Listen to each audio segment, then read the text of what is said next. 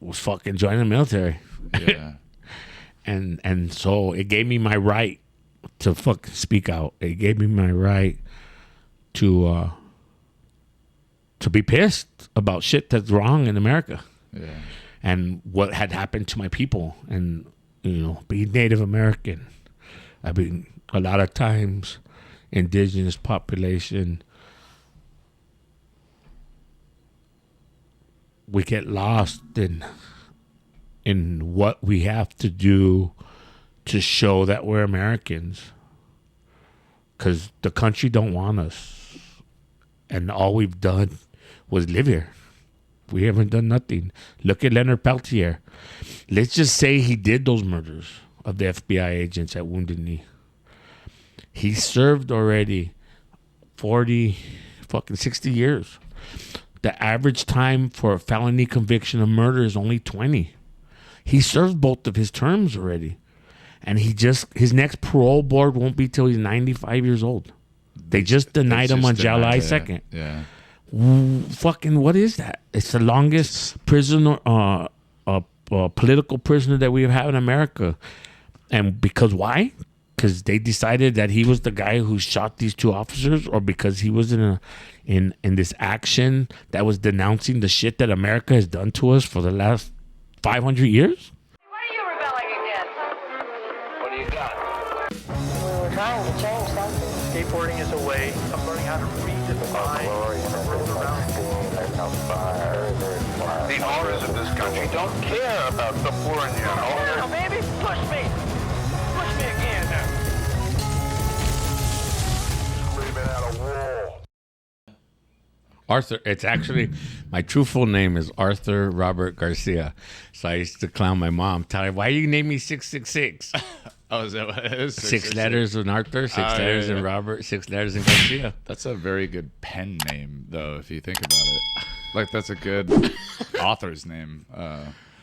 What's up, you miscreants, you misfits, you outcast of society? It's Kasper. I'm back with Arthur. What was the middle name? Robert Garcia. Garcia.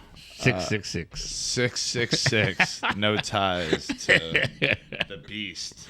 Well, thank you so much for being on the show. You definitely have a lot going on in terms of your past. And someone reached out to me and connected me to you because they said that you had a pretty incredible story. You did a few, they call it tours of duty. Yes. In Iraq. Yes. You went to jail on a case that you didn't even do. You weren't even, but you got convicted of it. I copped to a second-degree attempted murder so that I can get released. Because if not, at the time that it was going on was during the COVID. So what was happening in the courtrooms where they were taking court cases, if anybody had caught COVID, they would take all the court cases that were in that courtroom and move them to the back. Not push them back, but move them to the back. So you would start your whole clock over again. So there was dudes in there that were 2 to 3 years that are still in their preliminary hearings. How did you end up there in the first place? Wow. Okay. Long story, short story. We like a little bit of both. All right. Well, I actually grew up in El Sereno. So I'm like 4th generation from the neighborhood. And Northeast LA. Yeah, Northeast LA. The furthest northeast of LA there is. Yeah. So my uncle was one of the original founders before they were even called El Sereno. It was like they were called the Cowboys, and then when they were all like rockabilly type little cliques and stuff. So anyway, so one of my buddies got in an accident on Valley and Eastern, and he was high or drunk or maybe both.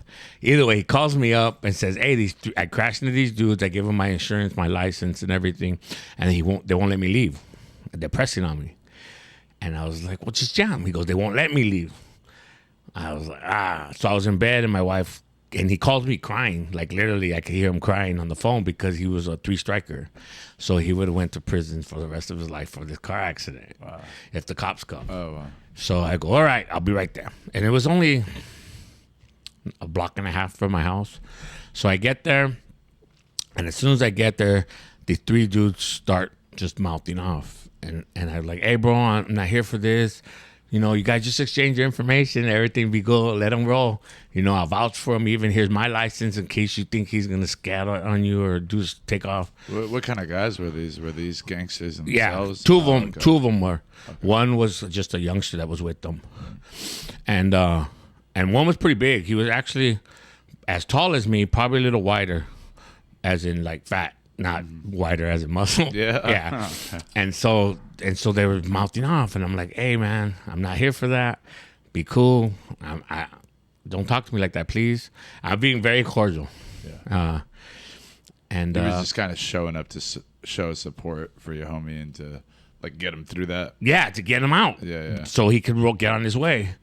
And because to them that accident was just an accident, I think. And they wanted to make sure they had his information. But it was this dude's life. He was going to spend the rest of his life in prison for that because he was a 3-striker, and this is a felony. So, and it was an accident while intoxicated. There was no damage, no physical damage to anybody. It was just property damage of the vehicles. And so I even told him, hey, look, I got a buddy's body shop. We'll take care of it for you.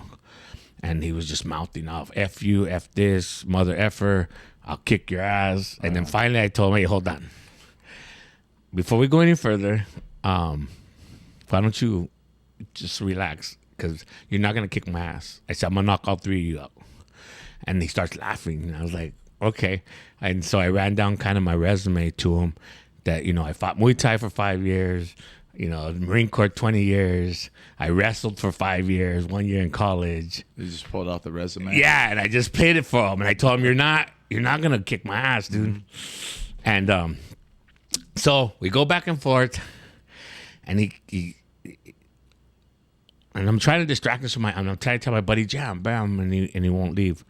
So what ended up happening? They had already gotten his information at that yeah, point? they had already got his information. So he probably didn't want to leave just like off the cuff like that because he didn't know. Well, he was worried after the fact. He tells me that he was worried that they were going to say he hit and ran. Right. And so what I told him was to take a picture of the dude's license plate, put your driver's license and insurance on the car, take a picture, and then when you get home, say, hey, I exchanged my information. This is where the accident happened. Yeah. And go on with your day. But he was, plus he was, like I said, he was either high or drunk or both. Yeah. So he probably didn't trust that was going to happen. Right. And so, anyway, so when we get toward the end, he finally, the dude gave one too many mother effers. And I told him, I'm not going to let you talk like that to me in my neighborhood. He goes, what neighborhood? I said, this neighborhood. He goes, well, what neighborhood? I said, right here. This is where I born and raised, right here. Because we were on the corner in Sereno, right? I go, born and raised right here. And so so his buddy goes, oh, look, he's a pussy. He won't even claim his neighborhood. And fuck, out of stupidity, I went gangster mode. I just kind of flipped the switch in my head. And I went gangster mode on him and started ran it down to him, you know, and so then he goes, fuck Sereno. And I was like, what? Fuck you. And so he rushes me, and as a warning, I put a kick in the middle of his chest, and I knocked him down. And he got up and rushed me again. And so I dodged a couple of his wilds, and then I just tossed him up, knocked him out, and then his homie stepped, and I knocked him out. And then when I was about to hit the third dude, and he was like, no, I'm good. It's like always in the movie. Yeah. You get like the 2 main guys, and then the rest of the guys are like, nah, I don't want any problems. Yeah. But he was a tough guy, but now he's on a problem. So now I tell my homie, jam. So he gets in his car and leaves. I get to my car. And as I'm backing out, the dude wakes up, and he comes with this WWE elbow, bam, and breaks the mirror off my car. But the thing was, it wasn't my car. It was my son's car, because I just grabbed the first keys because I was in a hurry to get out of the house. And so now I'm angry. So I back up. I said, all right, I'll be right back. I know you guys can't go nowhere. And so I ran home, and I called my sons. I have 3 boys, and I called them, hey, come meet me right here. We're going to toss these fools up, like legit now. So I go home, and I grab a knife, and I grab my axe, and I grab a gun just in case. And we go back. And when I get there, my sons are all parked. And as I'm throwing a U-turn, because I drove by, and I guess they called some people. So there was like 8 dudes down with them. And so I do a U-turn, and I go to park, and some youngster comes up to me. And he must have not have known me or known what was going on, because he jams me up. He's like, "Aquí para Sereno, fool," and he puts a gun in my car. And I was like, "Hey, I'm from El Sereno too, fool." And he goes, "Oh." And I said, "I think you're looking for those dudes." And so he turns around, walks towards the dudes, and unloads the magazine on them. And destroys the car and them. And I don't know, nobody died. I don't even think anybody got hit, to be totally honest. I think the car took all of the all the bullets, right? Oh, wow. And so I was like, shit, all right, I'm out. And my kids jumped in their car and they left. And we all left. Well, fast forward, the Canelo fight, my son comes over to watch the Canelo fight. Yeah. So the cops come and take the car. So that year, my mom had passed away. And so I was in mourning for that year. So on her anniversary date was March 1st, 2021 for the 1 year. So traditionally in indigenous culture, you are mourning for a year. So I was kind of useless for that year to my family, my mom, my wife, and everybody. Your indigenous culture, yeah, they mourn for an entire year. Yeah, for a year. You took all the pictures down when someone passes. That you mourn, and that's what. That's another reason why I'm bald still. This guy shaved my head. If you could talk about indigenous cultures, what indigenous culture are you part of? I'm a Pueblo Tewa from Albuquerque. Oh, okay. So, Tewa is Tewa. So that's our language. That's kind of how we our designators. Because there's a bunch of Pueblos. I think there's 16, I think. Okay. I should know this, but... Oh, that's all good. I don't want to get deviate too far away from what happened with those guys. But, yeah. But I would like to get back into that okay. if you can a little bit down the way. Yeah. So anyway, what happened with the dudes there... Anyway, the cops came, got me, took the car. So the cops just showed up and impounded the car. But there was all this. How many people were there by the time the cops showed up? Were there no? This is months later. So you didn't get arrested. You didn't get arrested right away. Nah. What happened? They just came up to the door and said, "Hey, we need you to sign this." I said, "Okay." And see, me and my son have the same name, Arthur Garcia, because he's the third, or I'm the third. 1, 2. I'm the third. He's the fourth. Yeah. And so so I had to sign the document saying that it was okay, that I knew they was getting impounded and stuff. And so I did, and the car went. So I said, and then I waited till March. Why did the car get impounded? For evidence, because it was at the crime. Oh, gotcha. That's the one that you knew elbowed. Oh, gotcha. Okay, so you knew that there was something going on with the connection when they impounded the car. I knew exactly what that was about. Okay. It was no shocker. And okay. But they still didn't tell me anything. But were you at that point kind of tripping?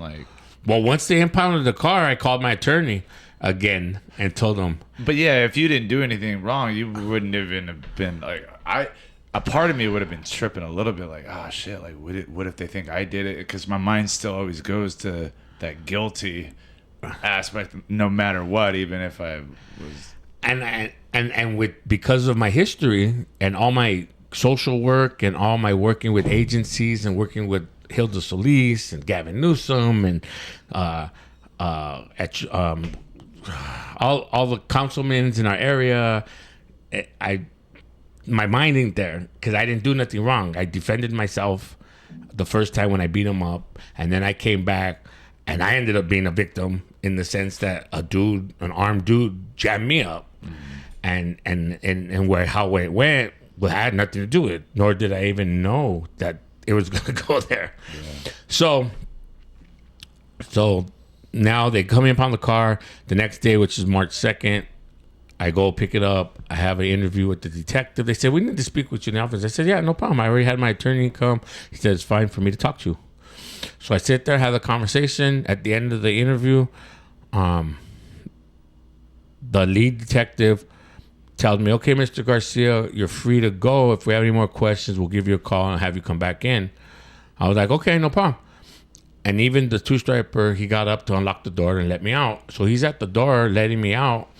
And a back door opened in the room, and it was a three-striper with the rocker. I don't know what you call him, but he's like, he's not going nowhere. Arrest him. And when he said that, the detective, I look at the detective, and the detective mouth opens like, oh, shit. I'm sorry. And she goes, I'm sorry, Mr. Garcia. I wasn't going to do this, but he's my boss. And so then the two-striper locked the door and comes and says, hey, face the wall. He was like, hey, bro, I'm sorry I have to do this to you. And he goes, put your arms behind your back. What's going on in your mind? I'm thinking, I'm going to sue these motherfuckers for a shitload. Yeah. I was like, how in the fuck are they violating my rights? Don't they know I didn't do anything? And I'll be out in a minute. I'm thinking all these things, right? That time I'm thinking it from that aspect that I didn't do nothing wrong. So, fuck, I'm going to get you guys. Yeah. And keep fucking with me, I'm going to get you. Well, shit. That turned into 6 months later. Wow. Did you ever find out what the miscommunication was, where all of a sudden you had one person say, no, we need to take him, where the detective, obviously, that had all the information. I wonder what changed or within that amount of time.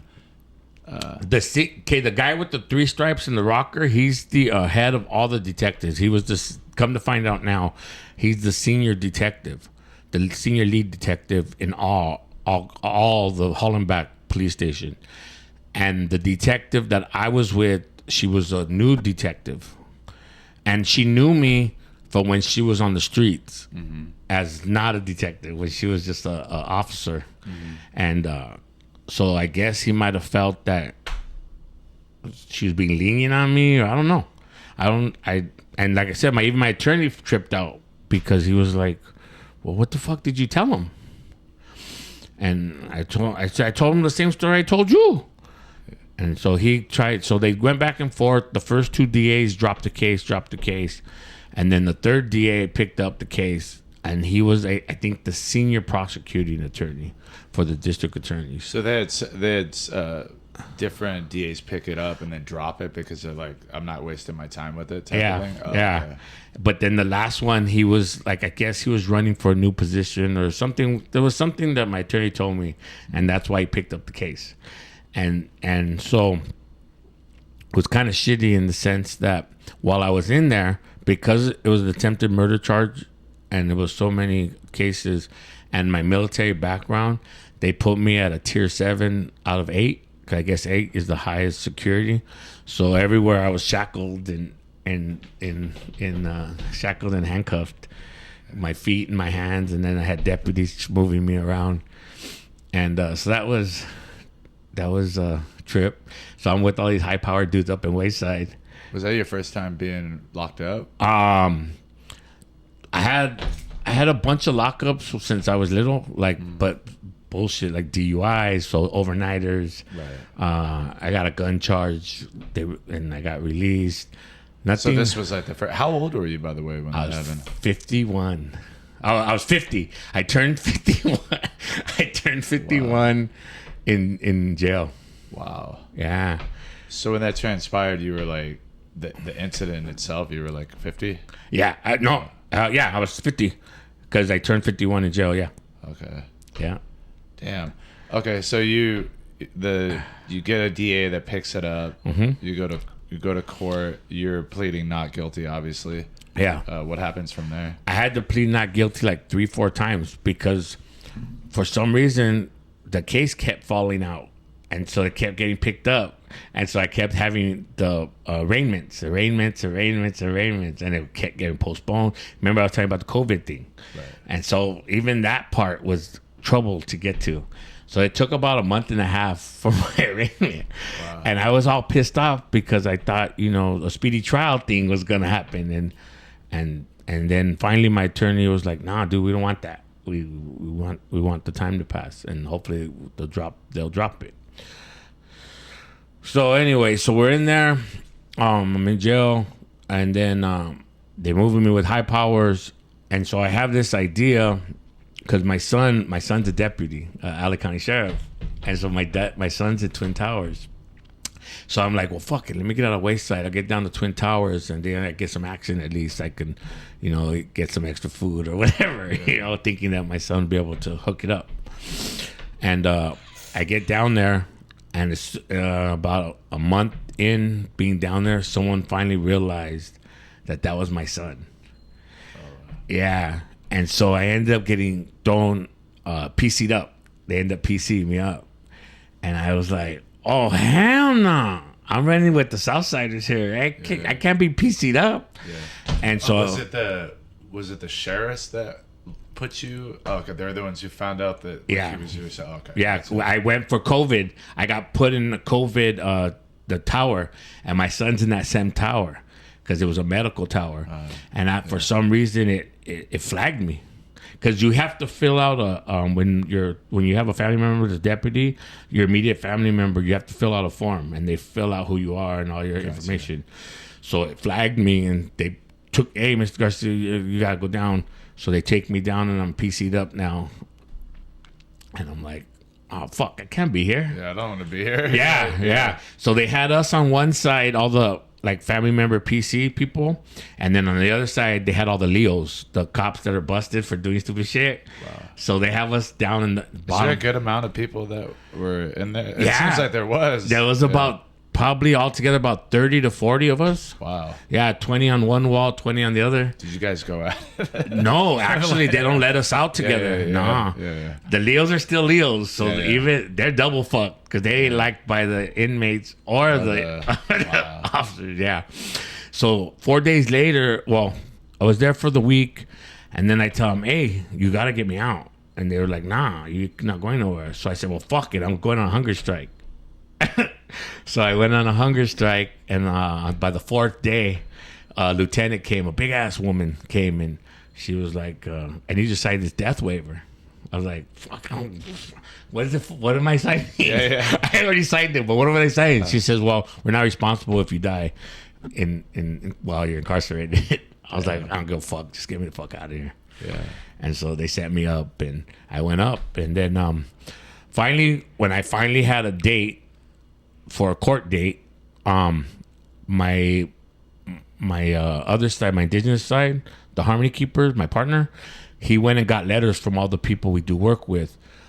So I had about 20, 25 letters from like Hilda Solis, Gavin Newsom, different political figures throughout LA and actually the United States, because I do work across the United States. And so he gave those to the DA. 20 minutes later, the DA came with, look, we'll drop all the charges. He just got to cop the second-degree attempted murder, and we'll give him time served 6 months.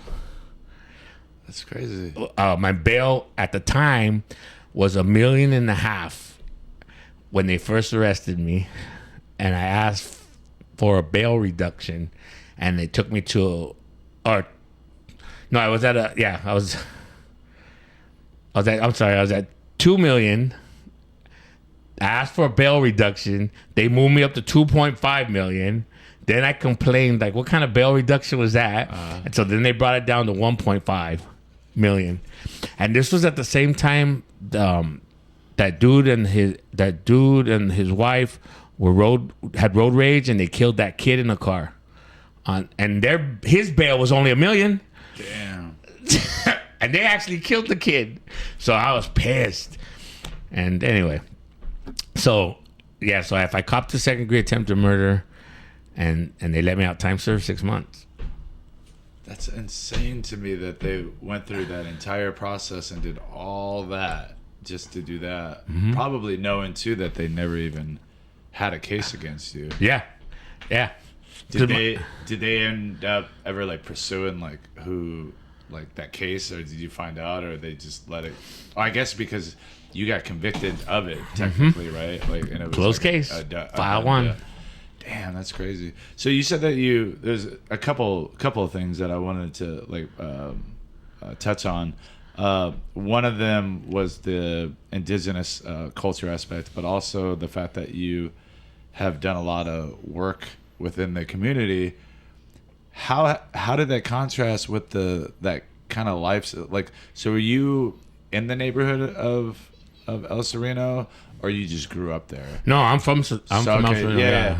So walk me, like, how does that contrast of life work? Like, exactly where?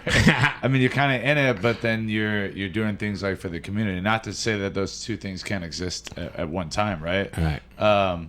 But how did you even get into the process of getting into community? I guess like involvement. Well, in El Sereno, it's really small neighbor. It's a small knit community. It's called we call it the smallest town in a big city because there's 60,000 people there. And my family moved in, like, they were one of the first non-whites to move into El Sereno back in like 39, 40. Yeah, because I've seen pictures up until the 60s. It was all white. Yeah. And so, my family came from Albuquerque, New Mexico, as pickers. As indigenous people, we picked, and so they came this way, and they ended up getting a house in El Sereno, and we were born and raised there, and had a pretty good. My grandfather started a gardening service, and so our family, that was passed on like all generations. So my Uncle Sonny or Uncle Joe, he was he dropped out of 6th grade to do our family business, which was the gardening. So when he got about 15, 16, 17, he and homie started a little club, which turned out to be a little gang, which ended up being the Cowboys. And what year was that? Shoot, I don't even know. I think like 56 maybe. Oh, wow. Zoot Suit Riot type, like just a little bit after pre Vietnam. So they ended up forming the Cowboys, and then there was like 3 or 4 little groups, and then somewhere around there they came up with this idea, fuck it, we'll just be called Sereno and not be fighting with each other anymore. And so they formed that's when it first formed. Wow. And then my Uncle Alfred, and then my brother, and then me. So I was 11. Wow. Yeah. So when you were about 11 years old, how was the neighborhood in El Sereno? It was crazy. We were providing all the PCP basically in California and Oregon, Arizona, Nevada. Yeah, the guys were. We had a place on Guardia where we were at called Dimebag Alley, and that's where people used to come and buy the dope. It was like a drive-through. It was doing. You're talking about Guardia Park? Yeah, Guardia Park. Yeah. And so right across the street in the corner house, that was a dude named Giant's Pad, and that's where everybody would come and purchase. So how did it go from like wanting to start a club to like getting everybody like connected to like getting involved? Like, did most of the gangs at that time get involved with drugs? I mean, was it just something that happened because they wanted money? Well, me at 11, that was what, 1981? So they had been already about since 79, 78. They were already gangbanging, but it was a little different. It was called bumper jacking and stuff. Like they would cruise, chains, bats, and stabbings maybe if it was something serious. But there was no gunplay involved. Right. So and that was kind of like, and it was mostly for women, and being the cool guy. Yeah. So I saw that as I grew up, and so at 11, I wanted to hang out. Since I was in my family, I was kind of at a weird age because I was my brother's 5 years older, and I had really nobody younger than me. And so I hung out with only dudes that were older. So I was at 11, I was hanging out with 16-year-olds, and they would do everything to try to stop me from being around them. But I was I didn't take no for an answer very often. So you were attracted to that lifestyle because Yeah. they were kind of like the cool guys, you said? The camaraderie. Yeah. They, they were out running amok, and they had money, motorcycles, cars, women. Yeah. I didn't really know what to do with women at 11, but yeah. I knew I liked being around them. They were soft. Yeah, they were soft. And they smelled good. So, like, give me a little bit of, like, I don't know, set up the scene of, like, the 80s, like, for neighborhoods and just, I guess, like, Chicano culture back in the 80s. Set that up for me. Well, for us, it was really, really different than most communities because we had money because we were making dope. So since we were making PCP, State Street, Lincoln Heights, Clover, all these neighborhoods that technically were fighting with us were on a true status. If they were coming up the street, we would have to give them a pass to do business. Once they did business, then we would wait for them to go back to their hoods and get high and then go bang on them because they were all fucked up. But we would have to give them a pass to come in and out. And because of Guardia and Guardia Park, if you're familiar with that area, there's only like really two ways in.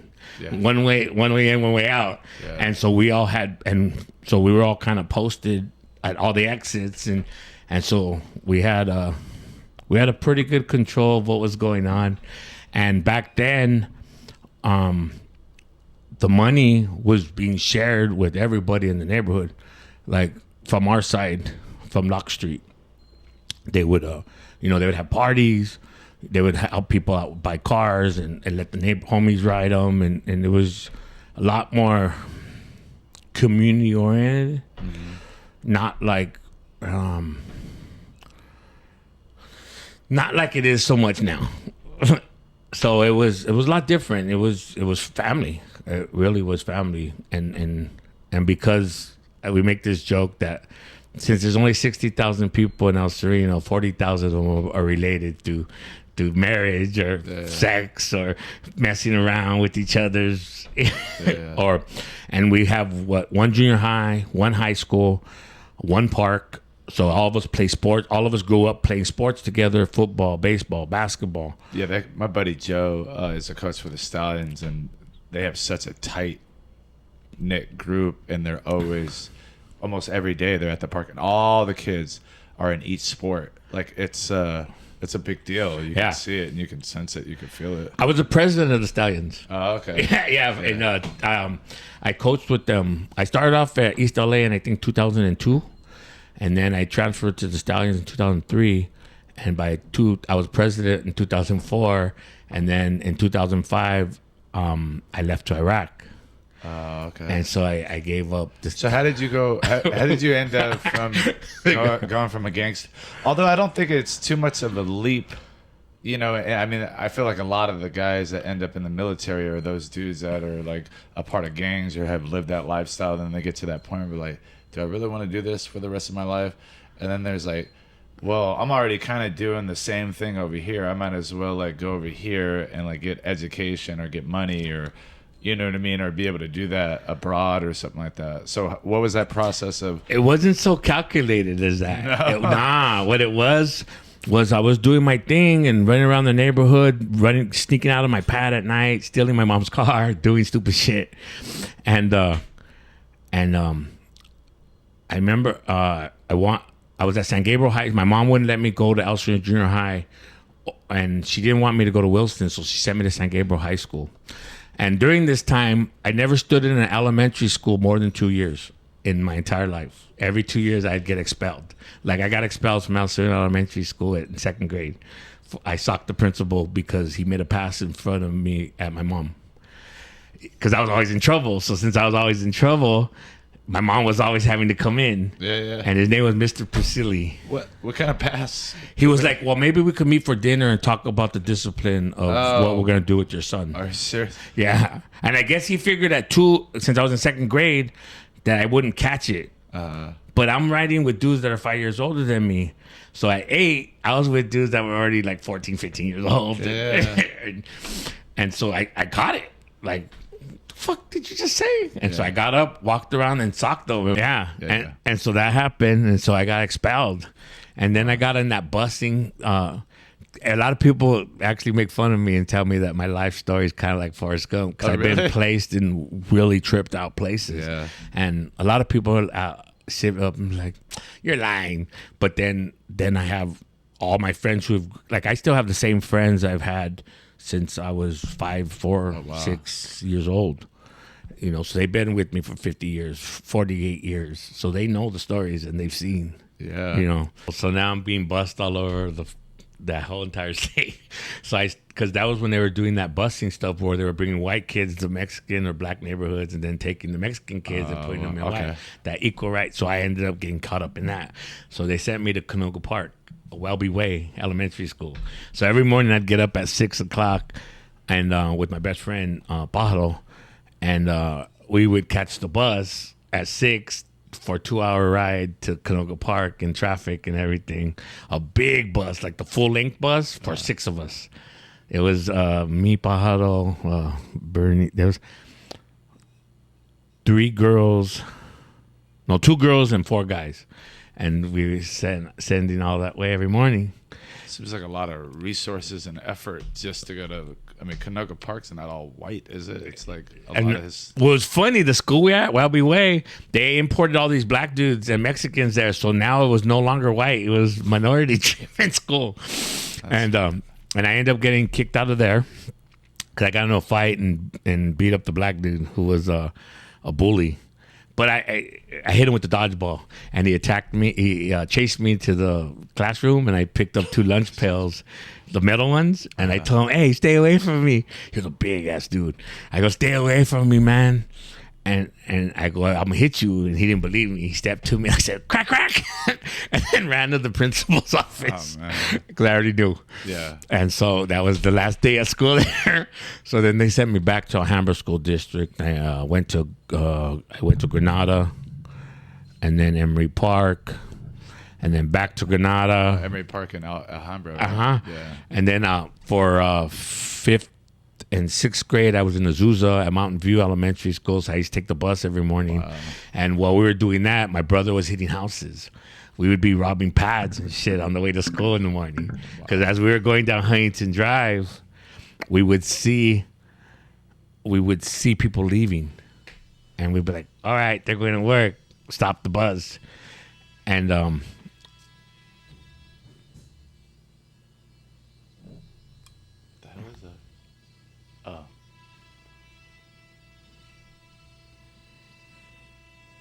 we're good. You can't hear it. Yeah. I was tripping. And what's funny about this story is that it comes back to when I was in jail. I told myself, I was like, hey, fucker, you gotten away with a lot of shit in your life. So now it's just time to pay the piper. Mm-hmm. Even though it wasn't related, but in my mind, that's how I was coming to grips with me being stuck in jail. Yeah. Yeah. So anyway, my brother would hit houses and stuff, and I was selling dope, and I'm only in, 5th grade, 6th grade. Yeah. Even one time at Emory Park, they called my mom and said, hey, your son has $100 on him. What the fuck you got $100? My mom, like a trooper, she was like, oh, I gave it to him to buy something after school. When I got home, I had to explain why I had $100. But I used to always roll with money on me, but it was to buy stupid shit.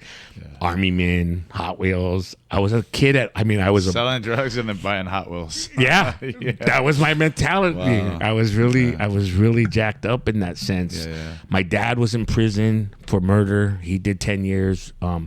He got jumped by 3 dudes. And in the end, they tried to stab him. He ended up, don't bring a knife to a gunfight. My dad pulled out a gun and smoked 2 of them. And the third one who told on him and who stood on the stand. Wow. So he went to prison for 10 years. My mom was at work. And we're latchkey children. Yeah. And so we're running amok. And so the gang life was perfect, especially in the smaller part of El Sereno where we live, where all the moms would take care of me. My best friend's mom, when we were ditching already, we'd pretend that we missed the bus, so we'd come back home so we could fuck off all day. And a couple times our moms had to drive us because they had already been warned by the what are those people that make sure your kid goes to school?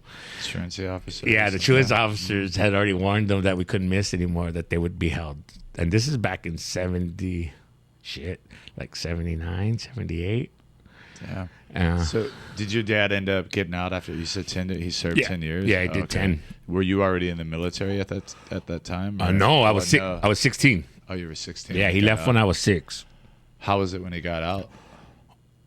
Shit, it was happy to have my dad home. Yeah. And then he tried to be a dad or a father. I don't know. No, he would try to be a dad because a father is just a sperm donor. So a dad, yeah. And I was like, look, Dad, I don't need your help anymore. I'm 16. I'm already fucking wrestling. I'm already aiming for the Marine Corps. At 16, that's what you were.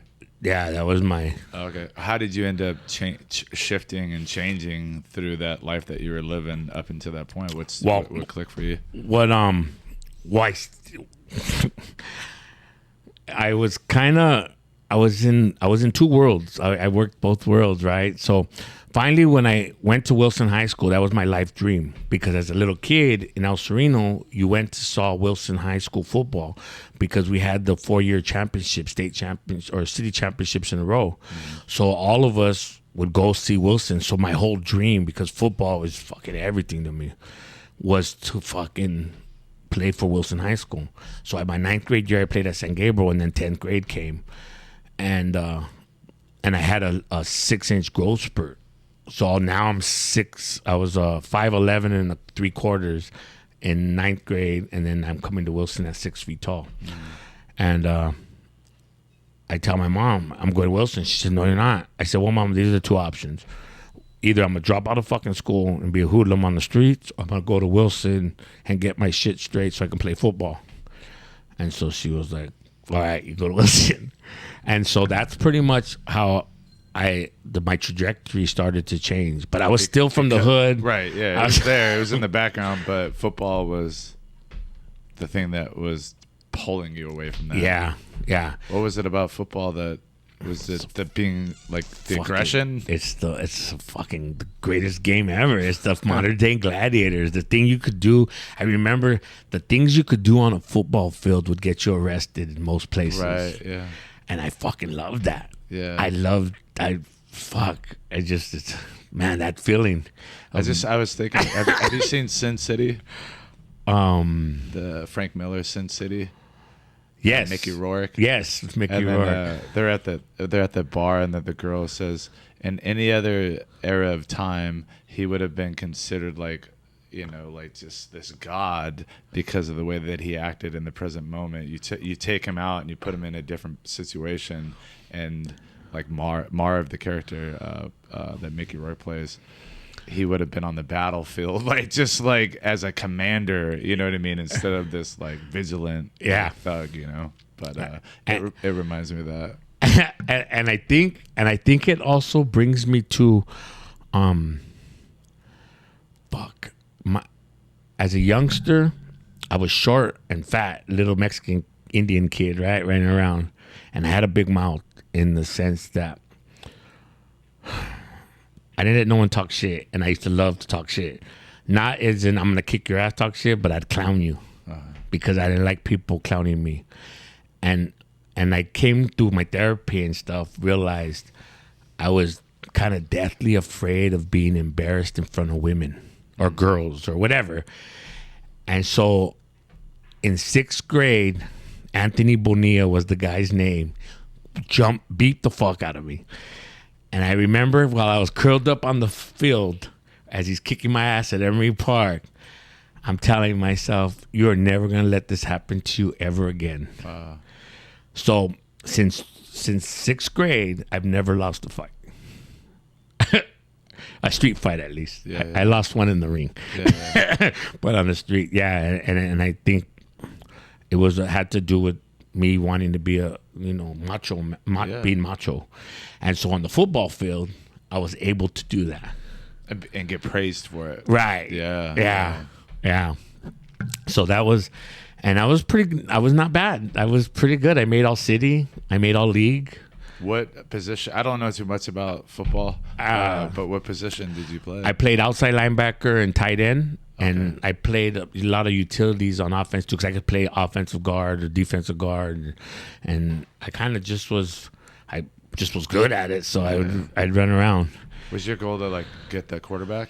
Yeah, I used to love that. Was the defense was better than offense. I didn't like offense. I was a defensive minded guy. Well, I love playing defense too. When we play basketball, I'm like, defense is my shit. Well, you see, I don't shoot very often. I play defense because I think that's like the challenge of the game. Yeah. Is to shut another person down. Just shut them down. Yeah. You can't get through me. Ruin your day. But it's interesting that you bring up the psychological aspect of that. Like it kind of comes from fear because you don't want. Oh yeah.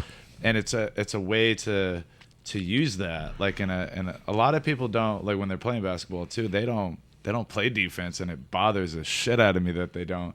But it's interesting you bringing up the fact that when you were balled up and you're getting, I'm never gonna let this happen again, is sort of the same things that I went through, and I went through that in juvenile hall where I had these dudes from this guy from Reseda, and these two other dudes, and they were in the day room, and in Central Juvenile Hall they split it down the middle. So they have a library in the middle. I was in M&M when it happened. And I was just in the library minding my own business, and I was looking at some books, and this dude comes in, he's like, "Where are you from?" And I was like, I'm from nowhere. At this point, I was like, I renounced everything that I was like, I'm just a white boy. All right. And he's like, all right. And then another dude came in and asked me the same thing.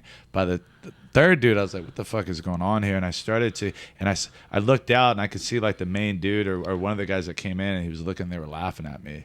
And it's just like, and that brought something out of me. And I had like done some dirt, and I've gotten in fights, and I shot at people, and I've stabbed people, and I got, but there was something about that moment where I felt like I had let people, because before it was the fear, like I could be able to bring out like a gun and like attack versus like, but it was like the first time I ever felt this sense of that I had to defend myself, right? Especially being a white kid in juvenile hall. Yeah. And after that point, I started to engage and be the one that would provoke everything. You know what I mean? Like it switched this thing where all that came out of fear, and like there was a new mask that was created in that moment, because I looked at the dudes and I was like, come in here. Like, and he was like, they didn't want to do anything. Once they saw me like puff up and I was like angry and I was willing to like probably die like in that moment, they were like, oh, I'll see you around. It's like, no, I'm here right now. Like, let's do this, But something was created in that moment where at that point, I just like, it was like defense. I went on the defense before, and it created that aspect of myself. But I didn't really think about that in terms of how it relates to the way that I play basketball now. It's like, anyway. Yeah, no, I didn't realize it then. I really didn't realize it. And most of the time I was violent. Looking back, there was a woman present always. Someone that I cared about most of the time, or just a woman in general. And so that because of that, I had violent tendencies. And then I wrestled in high school. I played I ran track, played baseball, played football, and wrestled. So I did all those different athletics to keep me occupied and busy. And I remember the homies would see me getting off the bus and walking home in dark with my schoolwork, my books, and my football equipment. And so they kind of just used to be like, "Hey, man, you good?" "Yeah, I'm good." "All right." And so they would just let me be. That's just because remember, the dudes that I was rolling with were 5 years older than me. So at 16, they were already 21, 22, 19 at the youngest. So they were already out. They already had fucked up their lives. Most of them had already doing time. And now they're just trying to feel where their life is going to go. Yeah. And they seen that I was doing well because I was always the baby of the bunch. Mm-hmm. And so they just let me be. They didn't want me to be involved in shit. They didn't want me to be fucked with. Long as I was doing good. But they also must have seen something in you, or maybe it was just their character, because I feel like not everybody would respond that way. To be like, oh, how come you're not hanging out with the homies? You know what I mean? Like, and It helped too that my uncle and my brother were kind of heavy hitters.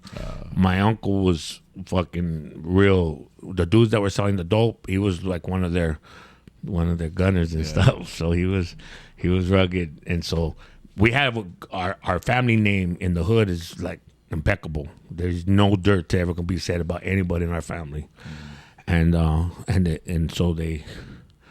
And being that we were like I said, one of the first non-whites to be from the hood, it just kind of works that they just let me be. Yeah. But I still held true to, like, if we had to get down, then all right, because at the time we'd have like neighborhood football games against other neighborhoods, so I'd go play for our neighborhood, and in order to play, you had to be from the hood. So they'd be like, he's not from the hood. They'd be, yeah, he is. And so your dad got out, and he was trying to be, I think you said, like a dad. Yeah. And you're like, no, I'm good. I have this path that I'm going towards. I don't need your help. I don't need your help. Worry about yourself. Yeah. Did he end up staying out? Did he? Yeah, he ended up. My dad's. I could be a whole nother pod interview. My pops, man. Yeah. My dad's a fucking. He's the Mexican macho, man. Like, he was. Machismo in the Mexican world is what he was, right? He was a cowboy. He knew how to do the rope over his head. He was a gunsmith, so he is a firearm expert. He was definitely born in the wrong era. Yeah. And so he was, he's the one that showed me how to be a man. Like, your word is your bond. He told me, if you ever carry a gun from that point forward, you'll have to carry a gun the rest of your lives, because everybody will come at you thinking you have that gun. So he installed those type of values in me, which were very important actually in the overall aspect of my life. But at the time, I just was kind of I admired him, like I wondered, you're little, because my dad's small. I was like, how in the hell did he get out of jail? And he's good, but he wasn't. He had a gambling problem. That's what took him to jail. He had a gambling problem, and he was really good at gambling. His high, I think, was losing. That was what he looked for, to lose, which is quite relevant in most people who gamble. That happens way more often, right? Doesn't it? That's the high. So that's the addiction. That's why they gamble. That's why they push it. Yeah. There was times when my dad had 20, 30 grand that he had, and fucking we're like, let's go home. We don't have lights on at the house. Let me one more bet. Okay, well, bet half then, fucker. Let's just take the other half.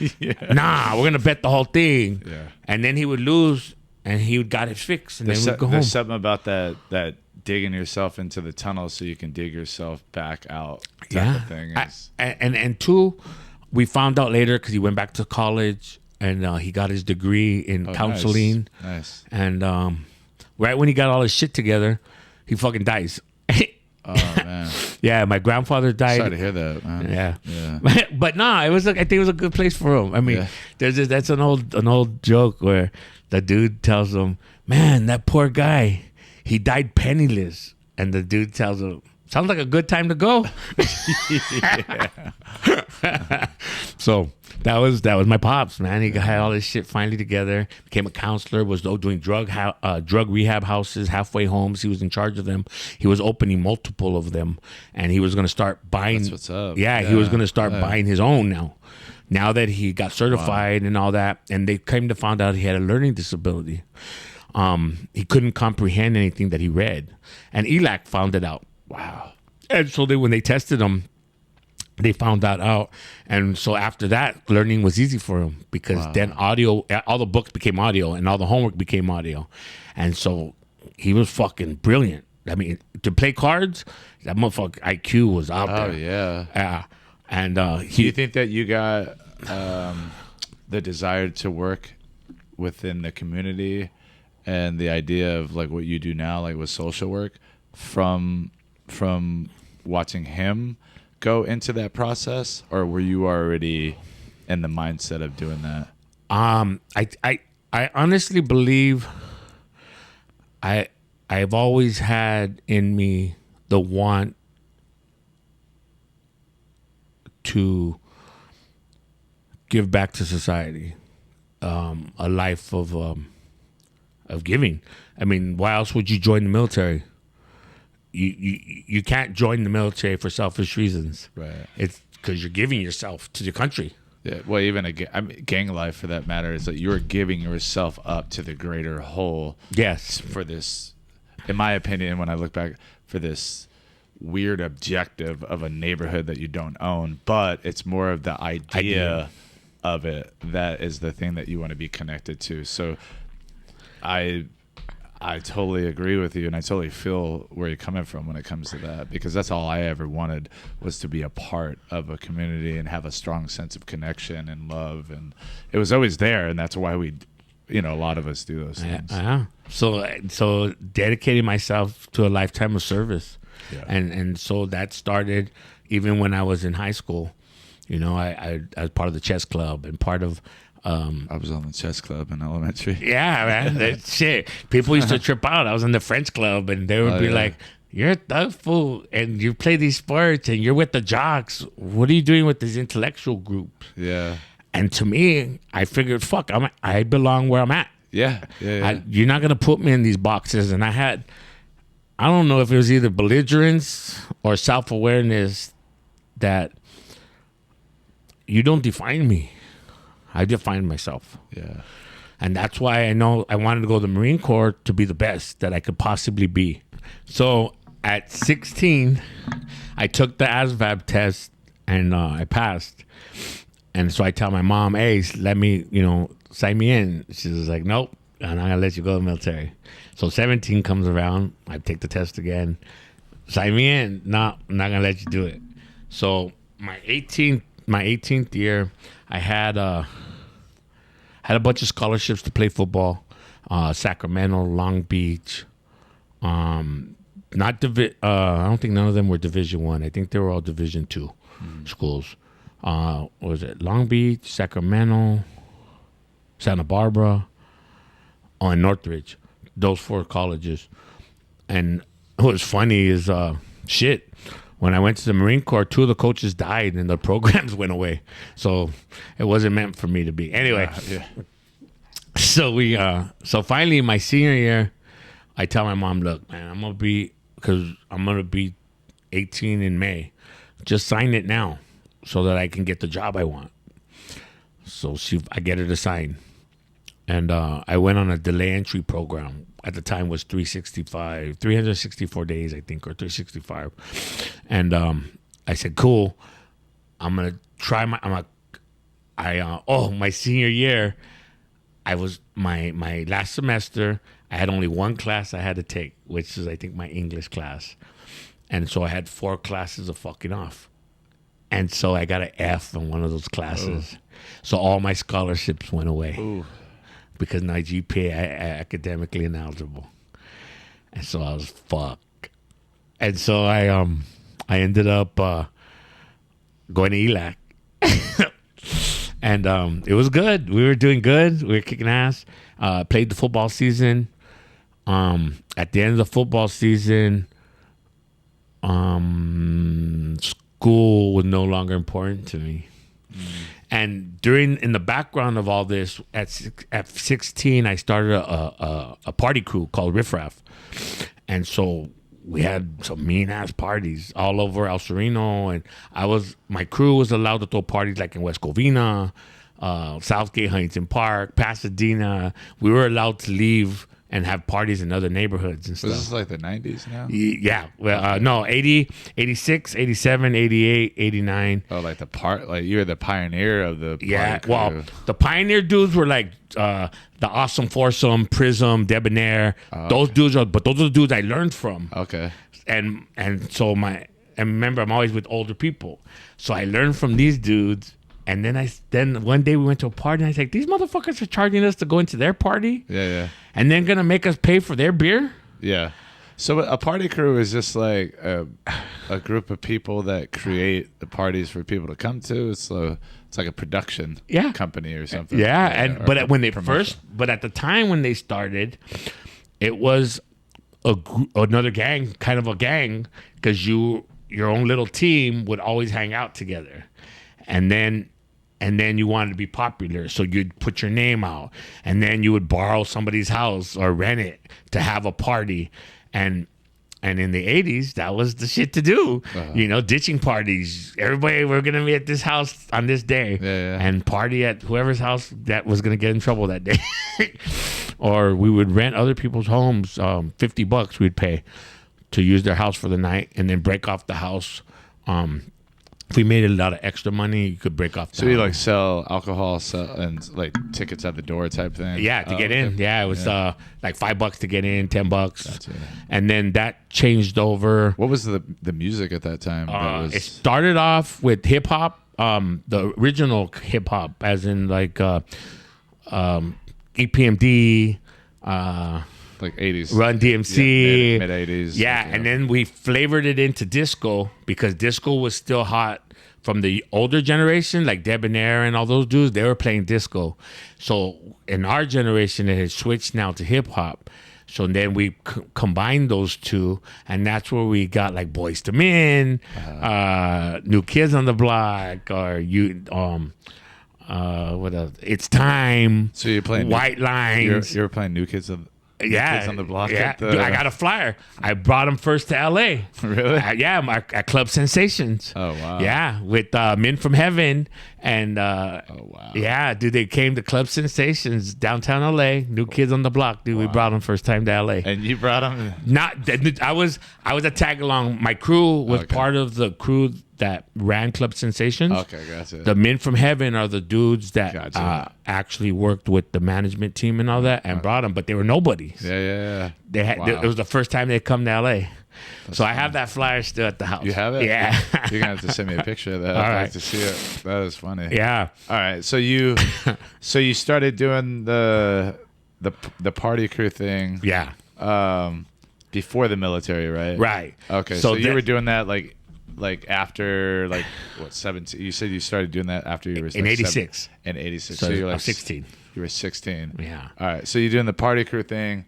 And then did you get burned out on that and decide to go to the military after that? No, I'm still doing. I'm doing like 100 hats. I'm running around and I'm running amok. I'm trying to, I don't need to be home. Yeah. I'm a single mom going to latch. She's still working. Yeah. And there's nothing at home for me. My dad, I don't want to do with him. Yeah. And his bullshit. He's doing his thing. Yeah. So I'm out running amok on the streets. And we're doing pretty good as a crew. We're making money, making waves, meeting really big people. New Year's, January, I think 2nd or 3rd.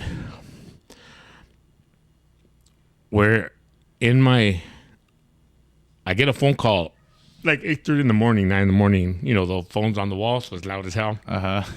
So I wake up. Rotary phone. Yeah, and I pick the phone up, and it's the fucking recruiter. He goes, "Hey, Mr. Garcia, I'm calling to make sure that you're ready to go.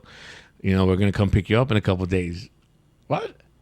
I remember I was on a 1-year waiting. Oh, yeah. 365. I was already enlisted. Did you completely forget about it or? Pretty much. I was like, fuck, I'm parting balls. Yeah. And I'd already did my football thing and I'd already fucked up school. So I knew I wasn't going to go back to school. Yeah.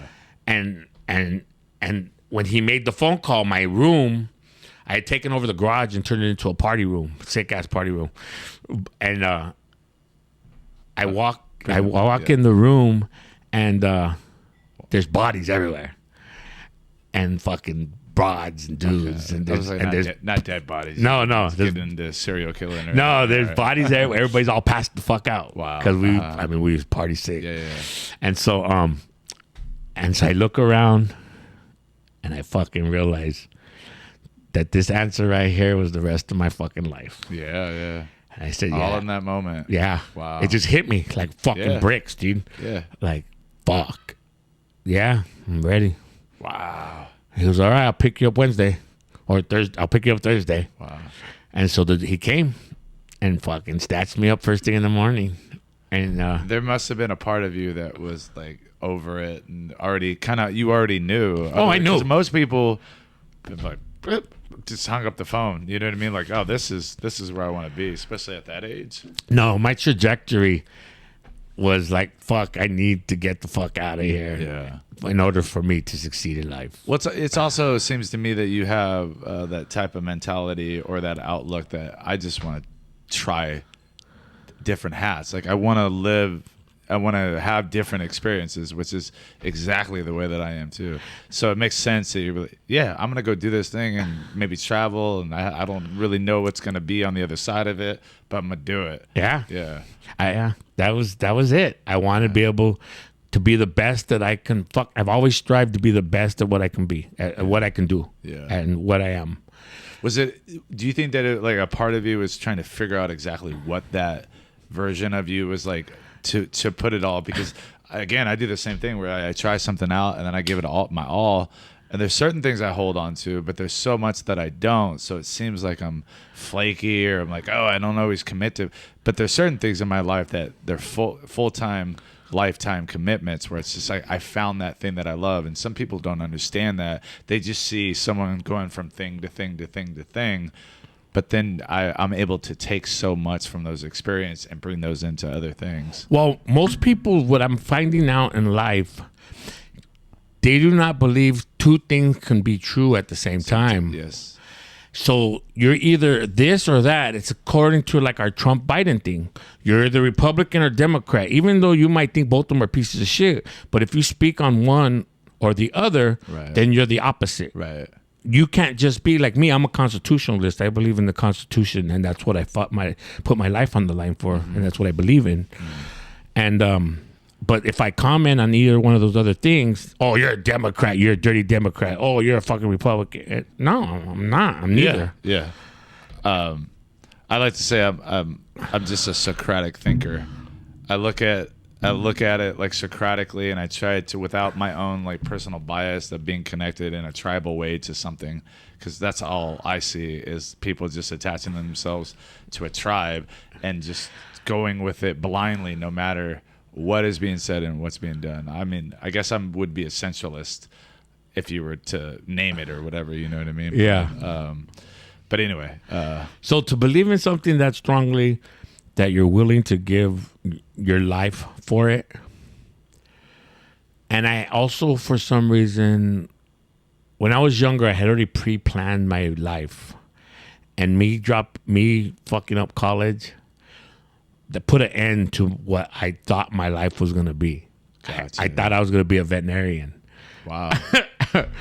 And I had really planned my life all the way till I was 35 years old. Do you laugh at that because it seems like silly that you would want to be a vet, or it just seems like someone looking at you wouldn't perceive you to want to be a vet? Yeah, that's yeah. I mean, I kind of get that, but also, you never know. But I figured I'm going to school now, right? Yeah. So I just found out barely now that there's a law division in sociology. Mm-hmm. Yeah. So now I'm looking at it like in psychology, there's like a law. Yeah. So now I'm looking about following that leg of sociology. Right. Yeah. And if you look at me, you would be like, yeah. And then if you know my background, you really would be like, this motherfucker. Yeah. So I truly believe whatever you put your mind to, you can fucking do it, man. Yeah. And so the Marine Corps that was your new like I need to do this. I want to be the best at it. What was it about? Why was it the military? For one, why wasn't the military that you felt like you needed to go into in terms of trying to follow something? And then what was it about the Marines that, or was it just because you got the... No, it was I believed in being an American, man, and I really believed that fucking you had no reason to complain if you weren't willing to sacrifice yourself. And so that was kind of my view, and still is. I really think that we should have to give ourselves to service. Maybe not in the military, maybe in, at working on a school campus as an AD, or fucking working, planting trees, doing something. Because we here in America take so much for granted, and we bitch and complain about fucking everything. And back then, I was kind of an idealist, and I was a good American, and it hadn't really sank in what that entailed, and I figured the best way to do that was fucking join the military. Yeah. and so it gave me my right to fucking speak out. It gave me my right to be pissed about shit that's wrong in America. Yeah. And what had happened to my people. And, being Native American, I mean, a lot of times indigenous population, we get lost in what we have to do to show that we're Americans, because the country don't want us, and all we've done was live here. We haven't done nothing. Look at Leonard Peltier. Let's just say he did those murders of the FBI agents at Wounded Knee. He served already 60 years. The average time for a felony conviction of murder is only 20. He served both of his terms already. And his next parole board won't be till he's 95 years old. They just denied him on July 2nd. Yeah. Fucking, what is that? It's the longest prisoner, political prisoner that we have had in America. And because why? Because they decided that he was the guy who shot these two officers, or because he was in this action that was denouncing the shit that America has done to us for the last 500 years. And so seems like more of a political statement than it does anything else. Like, it doesn't really qualify for justice. You know right. what I mean? I mean, especially if you think of it symbolically. It's. I mean, that's one thing that I've, for myself, just thinking about, I think, our society in America. And it's interesting for me to hear someone that is indigenous take on the stance of, I'm proud to be American and I want to fight for the ideas of it, right? Because I think what you said earlier about two things can exist at once is that this is the turmoil, this is the divisiveness of what's going on right now, is that, like, I'm not the past, you are not the past. What we have in front of us is what we have in front of us, and we can deal with that. We can deal with the past, right? Like, in a way, but also have a new approach that we can't let the past keep defining us of who we are as, like, a people, because if we can just take the core concept of it, right? It doesn't matter whether it's hypocritical or it's contradictory, that we can take that and we can make it our own, and we can actually be all really united in the sense of having that common goal and that main idea of the Constitution or whatever it is. Because I would feel like there's probably people out there that be like, how could you be indigenous and fight for the military, or, like, whatever, like, and I'm not one of those people. I'm not, like, we all have our different ideas and our different paths to certain places where we need to find and determine ourselves as human beings. And it obviously means something to you so much more than it does to someone else. But to devalue that because they can't understand that is part of the complications of things. You know what I mean? Yeah. But yeah. I mean, you look at what us as indigenous population has done for this country. World War II would have been lost if we didn't speak our language. Something that they tried for 100 years to stop us from doing. So that we would assimilate to being their version of an American. Imagine if we would have lost that war. We'd all be speaking German right now. Yeah. Also, environmental issues. I mean, there's just so many things that indigenous population has done for America, just trying to show when we have no need or want to have to show anybody who we are. We just want to be kind of left alone and let us have our land back and let us deal with it the way we want to deal with it. We don't want to deal with corporations. We right now we have over something like $46 billion in lobbying money from casinos. We're not going out there and building massive corporations on our land, because to us, our land is important. And America doesn't see that. The government doesn't see that. And all they do is keep taking and taking and taking, and they're destroying it. Our purpose on this planet, and mind you, indigenous population is not us, as in the red person is what traditionally we believe to be the indigenous population. If you look at our medicine wheel, there's 4 colors in it: white, black, red, and yellow. And that stands for the 4 corners of the world. There was white indigenous population. If you don't believe me, go to Ireland. The Celtics, their clothing that they wear, their games that they do, those are all traditional games that religion has forced them to have to go underground. They were burned as witches back in the day.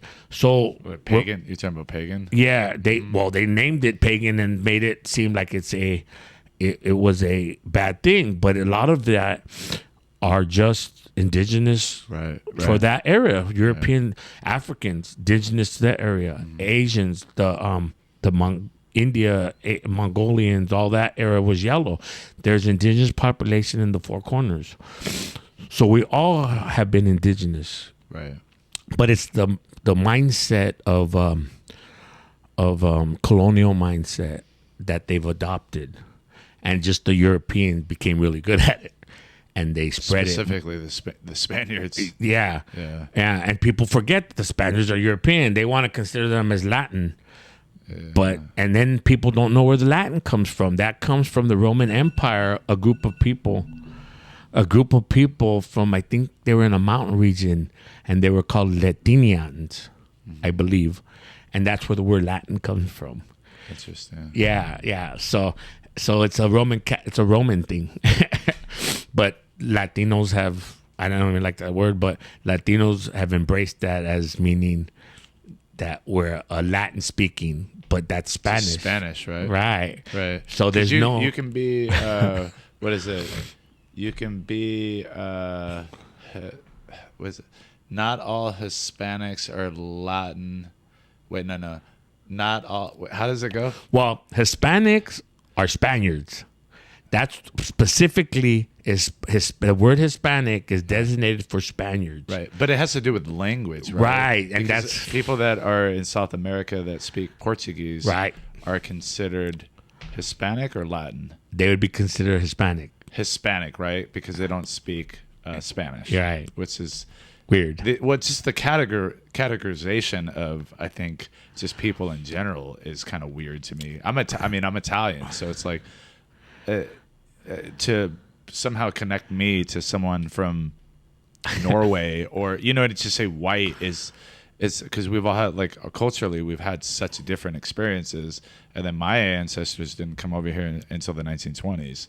You know what I mean? But somehow I'm being like connected to the British that came over here, and like, you know what I mean? Yeah. Like, so there's so many there's so many variables to it, and there's so many.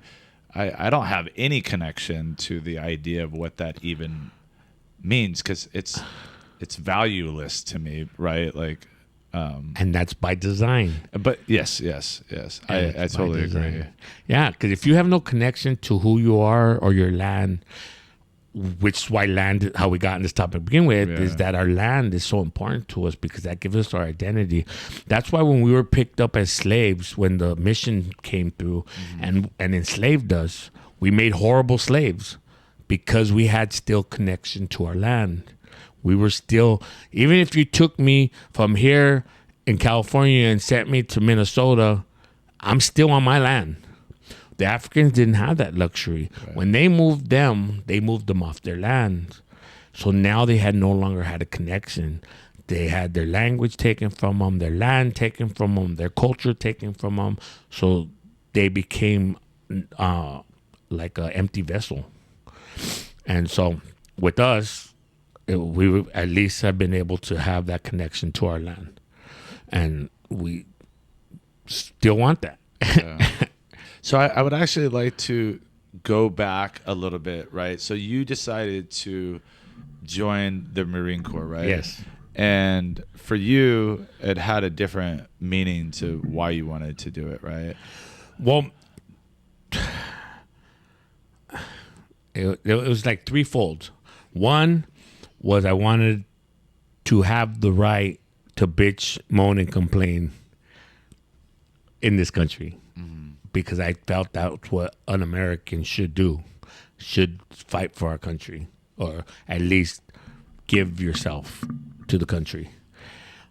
Two, I wanted to challenge myself and be the best I can possibly be. Like in a physical way as well? Right. Yeah, makes sense. Nowhere did I think mental was the thing in the Marine Corps.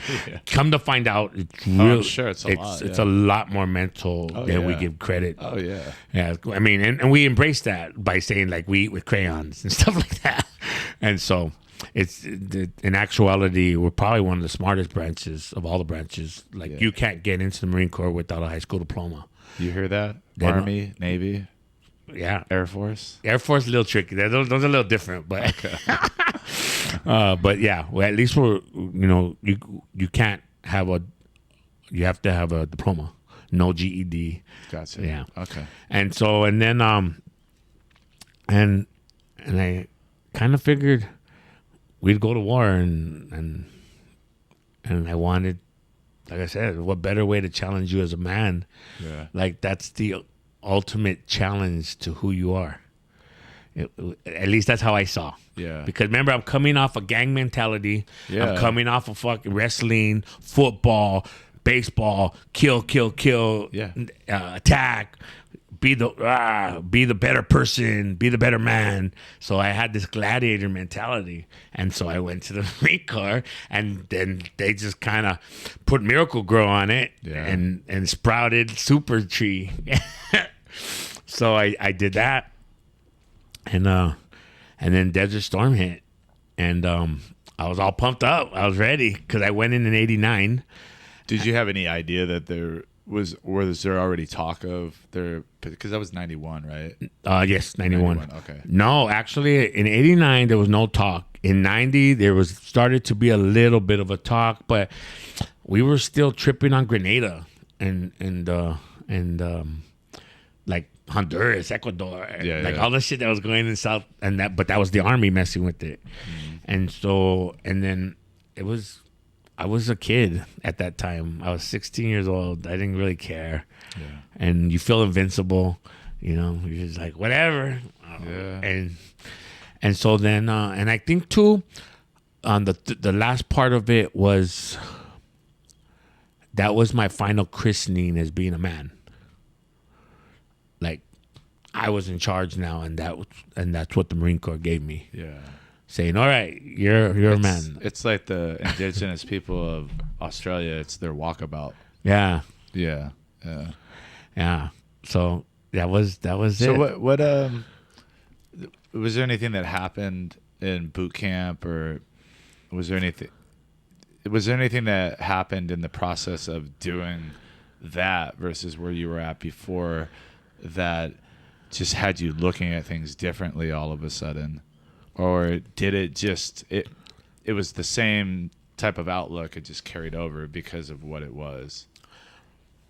Was it like discipline, like the aspect of discipline, things like that? To be honest, boot camp was kind of easy for me in the sense that I was already physically fit. I had already used to people fucking yelling at me because of the coaches and shit like that. Yeah. I wasn't scared of too much shit because of the gang shit. And so I was basically primed for all that. And then a sidekicker, one of my best friends now, but at the time he was part of my crew, my Riff Raff crew. Mm-hmm. He was had a baby with my cousin, and we both went to boot camp the same day. Oh, wow. Yeah. Well, we went to MEPS. The first time we went, my paper wasn't right, so they sent me home. He fucking told them go fuck themselves because I didn't go, he didn't go. And I didn't realize that till I saw him in the hood like the next day, And I was like, what are you doing? You're supposed to be gone. He goes, nah, when I found out you didn't go, he goes, I didn't go. So then that Friday we went back again, and then we both went to boot camp together. And during the whole process of boot camp, they have this shit called the buddy system. But if you go to the buddy system, you're never with your buddy. Matter of fact, they frown on it. They make you they make a point of harassing you in front of everybody because they want you to do these things as individuals and be an individual. But me and him, we just kind of stood next to each other, punked a few people, get out of the way. We're next to each other. We kept each other, so we ended up in the same platoon and everything. Wow. And then while we were in the platoon, he's hard-headed. And so I was a squad leader, and I ran my squad, and our platoon was horrible. We did we didn't do nothing well except fight. Now that we're spectacular. We won all the fights. We had a couple. We had pugil sticks. You know the pugil sticks. We beat up everybody with the pugil sticks. Was that with the soft end? Or? Yeah, that looked like big Q-tips. Yeah. And you fight with those. Yeah. We whooped all the other platoons as asses.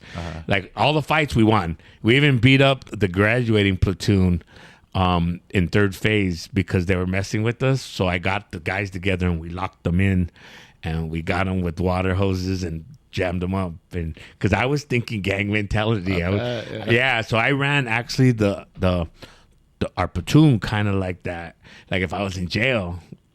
And so we had a little crew where it was just against all the homies doing burpees and stuff. Well, we were doing that anyway.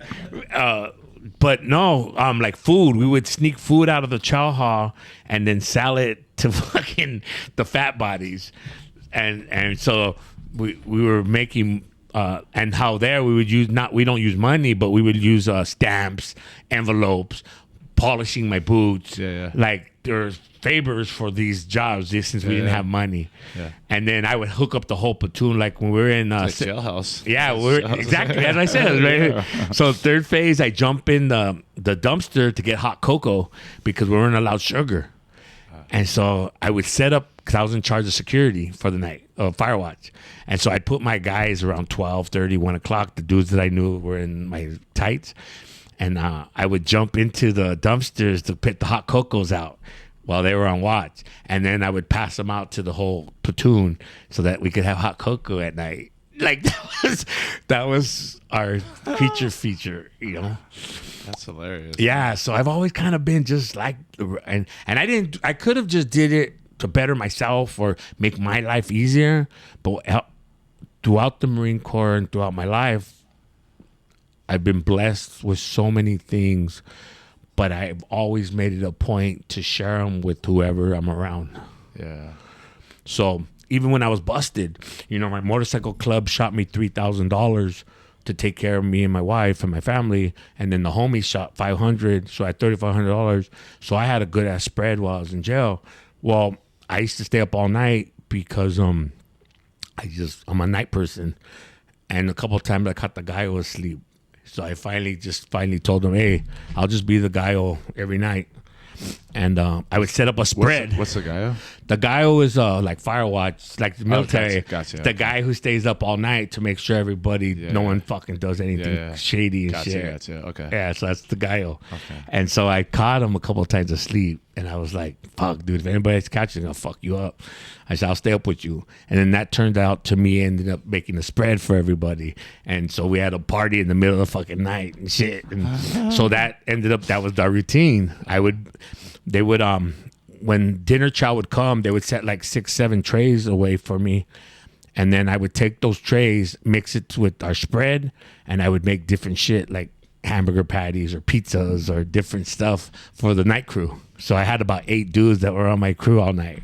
And we'd keep each other awake. Running game. Watching TV, running games. Yeah, dude. So that's just kind of how I've been. Even in the military, one time, I was the SEALs driver, and I got out early. He let me go early. He goes, hey, I got this meeting, but go ahead, jam. I'll get a ride with somebody else.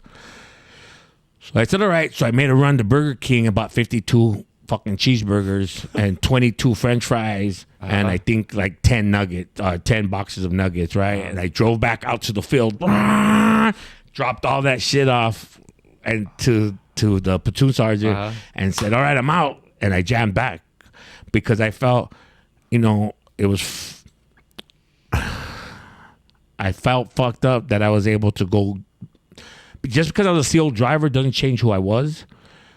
And I would have normally been out with my guys, but because the CO requested me to be his driver, I didn't feel that was a privilege that I don't know. It's not me. It's not in my nature to be like that. Where I could have gone to Burger King and had a good meal by myself and had my drink and gone to my room and been cool for the night. But in the back of my head, I'd been thinking about all my brothers that were out in the field, fucked, eating MREs or being hungry or whatever. Yeah. So instead, like I said, I rode through the Burger King, got the stuff, drove out, dropped it off, rode back. Yeah.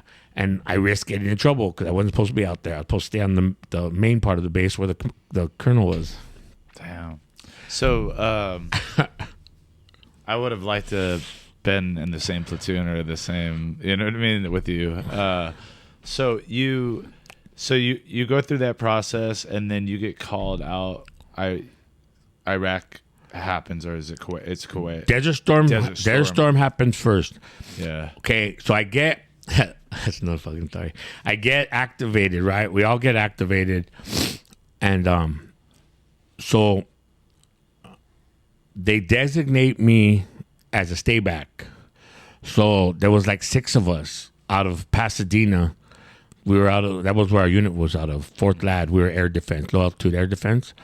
And so they 6 of us, they designated us to stay back in case or when the new recruits and stuff coming out of boot camp and MOS school and all that, we would spin them up and get them ready to deploy because the platoon or the company was already leaving.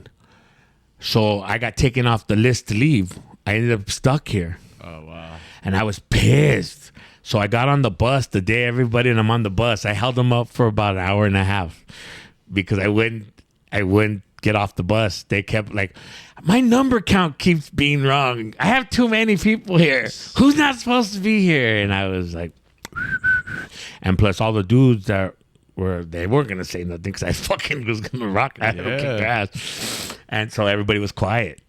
And no one said nothing and then they finally the gunny was pissed and kicked us all off the bus and called our names one at a time. And so I was the last dude sitting there with my duffel bag. They're like, you motherfucker. Yeah, fucking Garcia. What the fuck? I was like, Gunny, I want to go. Yeah. And he's like, nah, you can't go, man. And so I was stuck. And so I was fucking. So is this like they randomly pick people, or how come? Yeah, I to this day I don't know how I was one of the ones that got picked to stay behind. Because I was one of the platoon. Let me see. In 91, I think I had just 89, 90, 91. Yeah, I was just picked up corporal. Yeah, so they all go to war. It's fast. War's over. Yeah. They all come home, and fucking I'm sitting there.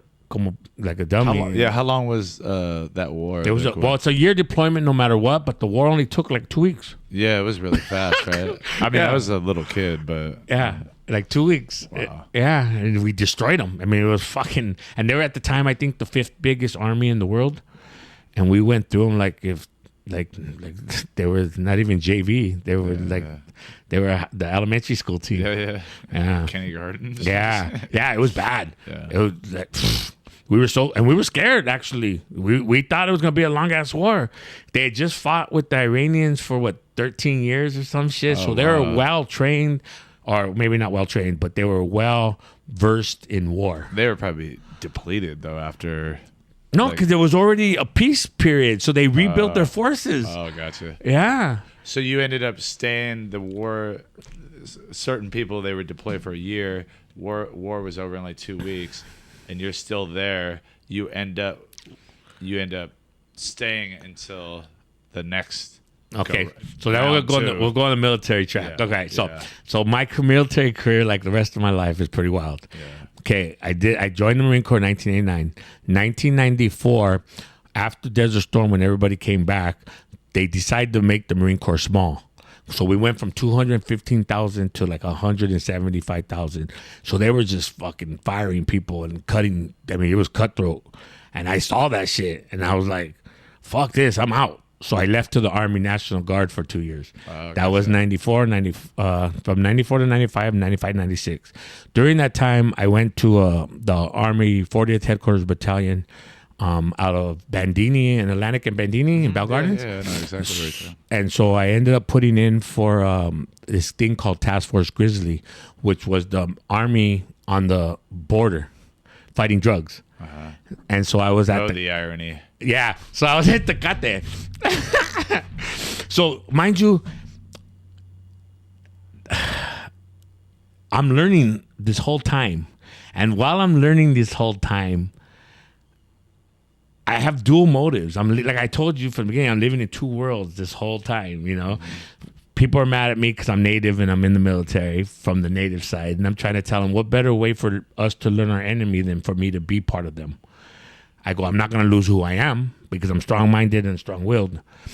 Same thing mentality I had when I went to the border fighting drugs. I'm learning. I'm trying to, you know, I'm doing my job the best I can do. I caught a 550-pound load of marijuana coming across. You know, I got in trouble for it even because we were supposed to let it go. And I was, so they could track it. Yeah, so they could track it to who wanted it. Gotcha, okay. So I got in trouble, and that's how I lost my job there, actually. They did the whole put us in front of the cameras, look how great we are, look at what they did. As soon as the cameras went away, they fucking got rid of us for not listening. Wow. Yeah. So it's like, so I understand crack being sold in the fucking hood. Like government behind it type shit. Yeah. Because I seen it firsthand. That was like right where my mind went to. Yeah. So in 96, I get fired because we got busted. So the cameras went off, so we're back, and I had to grab a nice, refreshing can of Polar Seltzer. Replenish Zero. We're 7-Eleven brand. taking all sponsorships. All right. Anything we could get. All right. So you were talking about how I don't know. Yeah. So you know where you're at. Yeah. So I get. You know, we pick the dope up, we find it, get in trouble. So I leave to the National Guard during that time. That was it was in 95. Once that happened, my whole ideology on our government and the way it works and how society kind of is changed. And I started leaning more toward my indigenous culture. And at that time, I was about to have my second child. Because my first child wasn't. That was when I left the boot camp in '89. As soon as I came home for 10 days, I got my first wife pregnant. Oh wow! So I had Wasted no time. First child at 20. Wow. Yeah. So I'm doing all this other shit while I have a child and a wife, or not a wife yet, but a significant other, and doing the party scene too. Wow. So. Anyway, so then in 95 goes, and then at that time a unique thing. I went back to college and at ELAC. So Frank Gutierrez was my it was a Religions of the World teacher. Religions of the World. Yeah. Oh, okay. And so I took that class with him, and he told me, hey, how many during that class? He asked how many of us were indigenous, or Native American, or Indian, or however you want to say it. And I was like. Excuse me. I was like, I am. He ends up knowing my uncle Butchie, who ran with AIM during Alcatraz, and oh wow, yeah, in the 60s, yeah, when they took over. Alcatraz? Yeah, when they took over Alcatraz, Wounded Knee, when Leonard Peltier got in trouble, when John Trudell's family gets killed by the FBI. So all of those dudes, I didn't know yet, but my uncle Butchie was running with them. And my uncle Butchie had, they called him Tall Man. He has a book. He wrote a book. And he won the first case against the government proving that they caused Native Americans to have diabetes. Wow. So he won that case. So they paid him money, and then they took care of him health-wise till he passed away. It's crazy that they wouldn't disperse that money to all the Native American people. No, and they really hid it. So the rest of the tribal people don't really know about it. Wow. But I have the court documents. Wow. And so in 95, there were UCLA and Cal State Northridge were both trying to get rid of all the ethnic studies. So there was a group of students who were doing hunger strikes. So all you people that are taking those classes now, you owe it to those people. That Do you know what their reasoning was for them to try to take away money? Oh, the money? Yeah. It was like the last thing that was added. They were like, okay, we don't need that. I think the hidden agenda was we don't want them to know about their culture. I mean, if you want to look at it from their standpoint, as is the more we know about who we are and where we come from, the more power we have. They don't want us to have more power. They want us to be good little Americans, as they say, a melting pot. You know, a melting pot is not what America is, nor should it be, because that means you lose yourself in a melting pot. It's like a Marxist theory where everything blends into one, Right? And you lose all. I mean, I told you about my Italian culture where I don't have any sense of identity for what that means, and now most Italians that came over here in the 1920s are homogenized and just like blending in. There's nothing there. But, So that push was going on in 95. And during that, he tells me about, hey, go check it out from East LA College. Yeah. I'm like, all right. So I go out there. Well, first stop was Northridge. No, I went to UCLA first. And a lot of white kids and shit. So it's kind of like, okay. Wasn't my really thing. But when I went to Northridge, it was Raza. And they were being fucked with by all the white kids. And they were getting food thrown at them. What year was this? This is 95. This was 95? So Yeah. it was after the earthquakes, right? The Northridge Yeah. earthquakes? Okay. Yeah. So I believe so. The Northridge earthquake was 88, right? Or was that Whittier? 94 or somewhere. Yeah, it was. Yeah. But so the white kids were throwing stuff at the at the kids that were on hunger 90s? strike. Yeah. Yeah. So there happened to be a bunch of us from the hood that were out there. And so we formed a group saying, hey, we need to protect them. And so we formed this group called the Harmony Keepers, which is still alive today, and who I'm one of the original founders. And what we did is, we formed rings around them, so when they had to go to the restroom or took fools out of the trees because they were up there playing loud music, or snatched up fools when they were. And these were students. fellow students. Fellow students. We're doing this to the. But they other were white student? fellow students. And if you remember, Chicano studies were for Mexicans. African American studies were for Africans. There was no European studies. That was just normal history for them. Yeah. So to them, we felt like they were being attacked. That they were making them. They were felt like they didn't matter, because they also were implementing things like equal rights. There was women shit going on. There was now hiring numbers that had to be met. So you had this many people in your company. So the narrative was not pro this. That's why I think they were really trying to get rid of the classes, because they wanted it to go away. They didn't want no one to know who they were, where they came from, or their history. They wanted to be able to teach their history. So I mean, it's crazy. It's kind of hard to process that, knowing like how college is now versus 94. You know what I mean? And like how different that is. You know what I mean? Not so different. Think about it. We just had a big ass fight to get the ethnic studies. They tried to get rid of them again, like 3-4 years ago.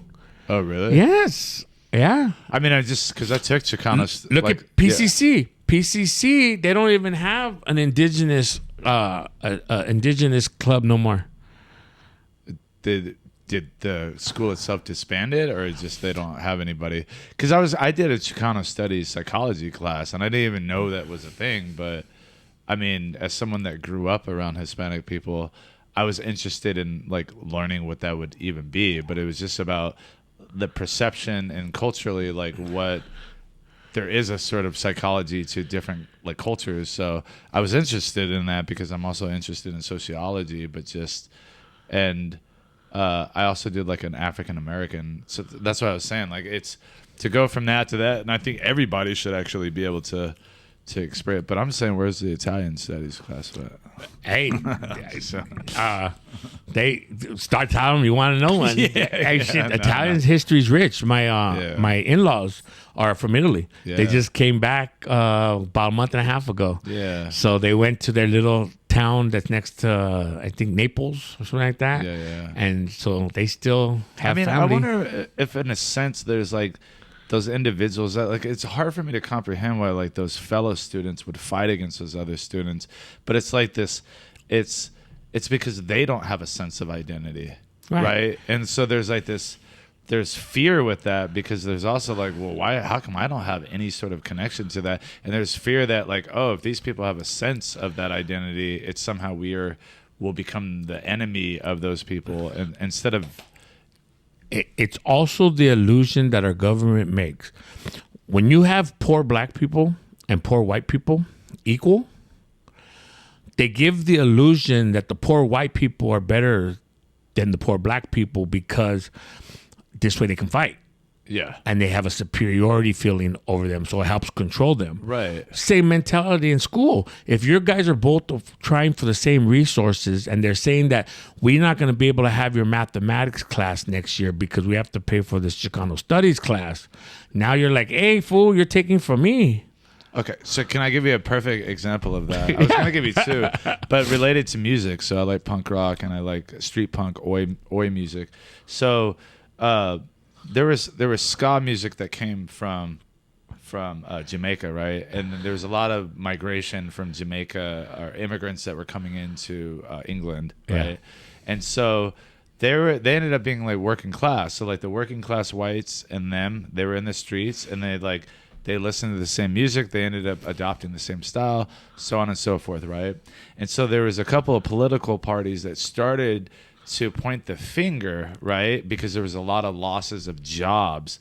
And what they started to do is point the fingers at those people that were coming in, those Jamaicans. And so and this is actually where the ideas of like racist skinheads came from, because there was traditional skinheads, right, that had not a racist bone in their body. They were connected to the other black people that were coming over there, had a scene, had a subculture. And so these organizations started blaming them for the lack of jobs. And so all those, it ended up creating this division between the two, where you had they started to become racist. And then they had this sense of, well, you're white, you're superior to the, and it started creating, because it made me think about Bacon's Rebellion. Are you familiar with Bacon's? Yes. And that's exactly when I see things that go on now, in this false sense of superiority that white people can have is only an illusion. It was something that was created. So they're like, wait a minute. Indentured slaves and African slaves get together, they can overthrow a government, right? Like through rioting and through Haiti. Yeah. But what did they do after that? They started, well, you can now have these rights that you didn't have before, and it's basically because you are white, you get that privilege. And then they ended up getting slaves themselves. It's just ridiculous. But they use that device to separate two people from same classes, like we're in the same position, really, right? And use this idea of race to separate people. But and that's where when I teach this, I really try not to use white people. I don't usually, majority of the time, I mean, maybe in the beginning parts, I will use it just to get a familiarity with the person to understand the concept. But I really, when I teach it, I tell people, like I told you about the 4 colors, each one is indigenous. Right. So the mindset that colonized you had nothing to do with being white, had to do with the mindset of being a colonizer. Because African Americans had slaves of the other tribes. Right. Indigenous population of Native Americans had slaves of other Native Americans. Europeans had slaves of other Europeans, the Irish, so the whole idea of being colonized and being oppressed is not strictly done for white people to the rest of the world. Right. We've done it to ourselves right. for centuries. And so I tried to teach that it's not about color. It's not about color. It's about, because the only color that really matters to these people in power is green. Right. Is economics. Right. And until we fucking figure that out and get our economic shit straight and get ourselves some more power and get ourselves some more working ventures between each other and start trusting each other, because we're all fucking poor and we all have, there's enough in America. There's this ideology of scarcity. Right. There's an abundance of everything. Right. But they want us to think small-minded, so they tell you there's only this much of the pie and there's not enough for everybody. So if you want to survive and you're better than them because we want you to survive, you have to be more ruthless. Right. When in reality, if we all work together, there's plenty. There's plenty. Right. I mean, fucking these billionaires. People one day figure out what $1 billion really is. Most people don't have no fucking clue what $1 billion is. It's some number. A million and a billion to them are the same number. In reality, if you actually, you could pay, I think it's like 100 people $1,000 a day for like 100 years or some shit like that to go through $1 billion. Yeah. So, anyway, I just another super tangent. But I just want to say that I appreciate what you had just said about the ideas of, because I'm definitely in a lot of spaces where I feel like I'm the outcast, right? Because I am in a lot of spaces, especially that deals with incarceration, right? Where it's either black or it's Hispanic. And so I hear a lot of terminology and I hear words that sometimes, like, for me, that's why I was like bringing up the idea of like what those other kids were like going through, or like because I don't attach myself to this idea of being white. Like I said, Italian. My ancestors came over here in the 1920s. You know, some of my ancestors suffered greatly when they came over here. I mean, there was even lynchings of Italians, like in Florida and places like that. And so I have that understanding, like, wow, like, well, my people, or whatever that means, my family directly didn't maybe have to go through that, but they were scared to be Italian, where they didn't pass down the language, and then they eventually became homogenized, right? But I have no connection to this idea, because to me it's a concept. It's a thing that we can't really define, right? Like when we say it, because it's so general. Like I don't even really know what that means, right? If we just say someone's white, and then if we say that, then we attach it to a system, or we attach it to a piece of history, and then again, it's creating this sort of divide already, where I'm like, wait a minute, I get, there's been times where I get defensive, like, wait a minute, like, are you I'm not that, I'm not that, right? And so I just appreciate, because I think that there's it's deeper than the words, right? And it really comes down to power, because like you said, throughout history, throughout every culture, slavery has been prevalent.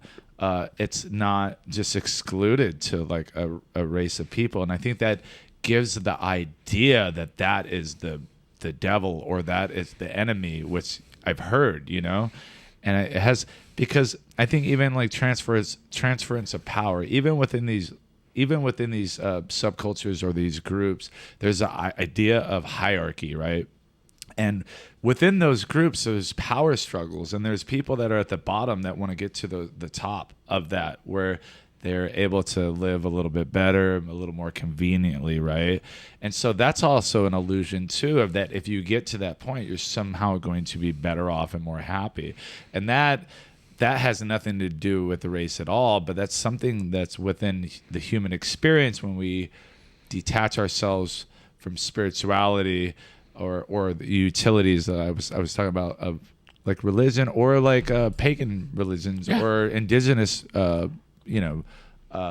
practices, where there's something that goes beyond just the physical body, right? And we're connected to something else, because we're so here in the body, like from wanting instant gratification to material items to positions of power, and to And so I feel like that type of mentality, for me anyway, it's not constructive in terms of having a solution to what the real issues are that we face as humanity. Right.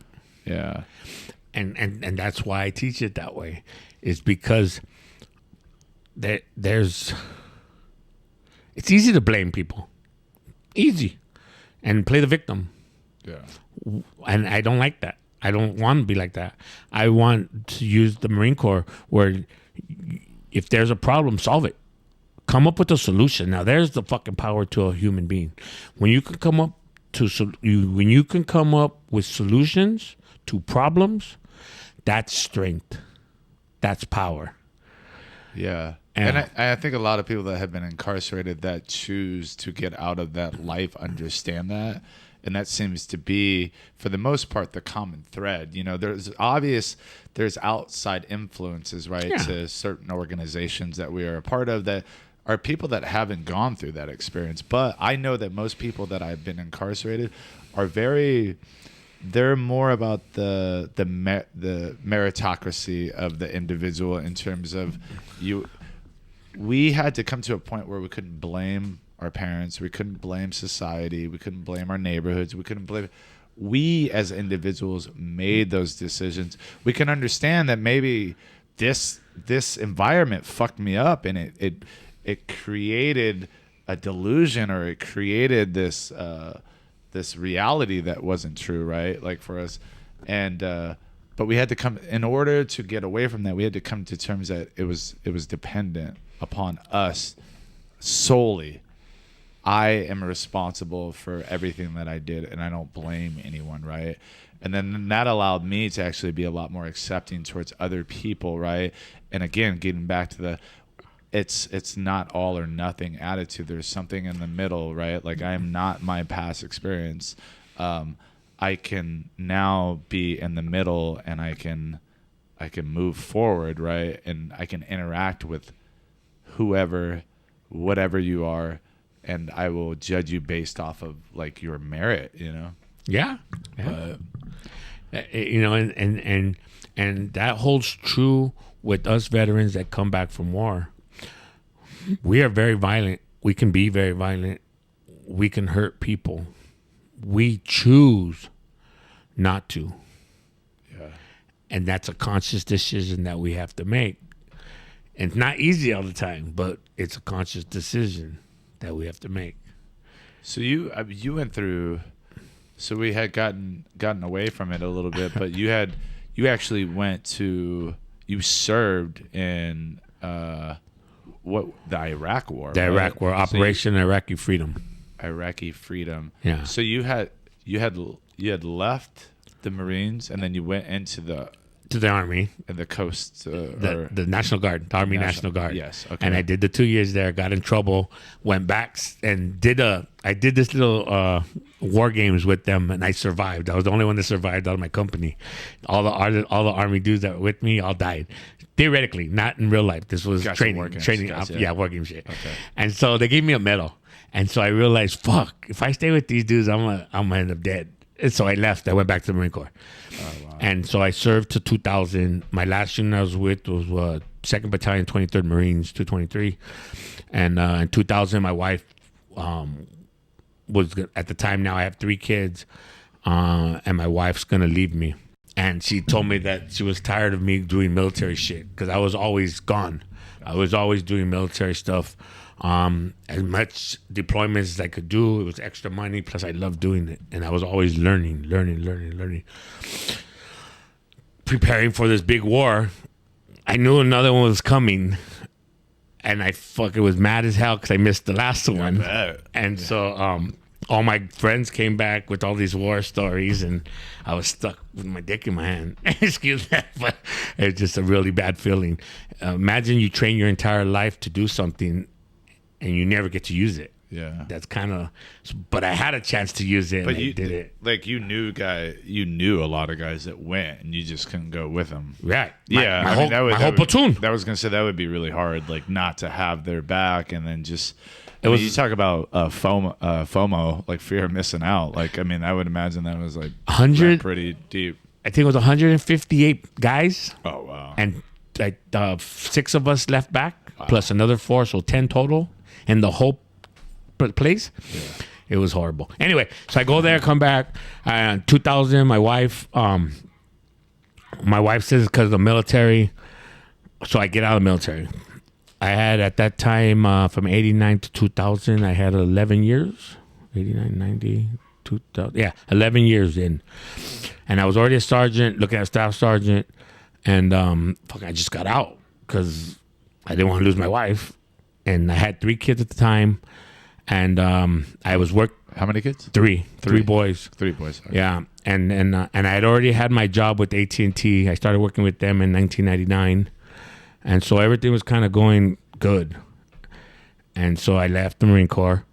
And then 2003, I think, was the Twin Towers. I believe that was in 2000. No. 2001 was Twin Towers. When they hit the airplanes. And then we went to war in 2003. Yeah, 2001. Yeah. Yeah. That's the Twin Towers, right? Yeah. They call it the Twin Towers? When they blew up, when they flew the airplanes in Yeah, but is 72. it called the Twin Towers? The World Trade Center. World Trade Center. Yeah. Well, they blew up the World Trade Center the first time from underneath. Yeah. And then the next time they supposedly ran airplanes into it, which I don't believe happened. I was like, I was thinking of like twin towers, like not Cuddy Jail. downtown LA. No. I was like, did they call them the Twin Towers? Wait, you don't believe that? I mean, that's probably a whole nother. That's a whole other thing. Yeah. A whole nother conversation because I definitely have my opinions. So that happened, and then you. Yeah. So then the war kicked off, and then in 2003. And in 2003, I started seeing the kill reports, which are how people have died. In Leatherneck, there's a magazine, and in the magazine, they were putting how people were dying in the fucking thing. And when I read them, I was like, man, they're dying because they don't have no combat veterans. Because when I came in, there was still Vietnam vets in. Oh, wow. Yeah, in 89, there was still Vietnam vets who were showing us how to do shit.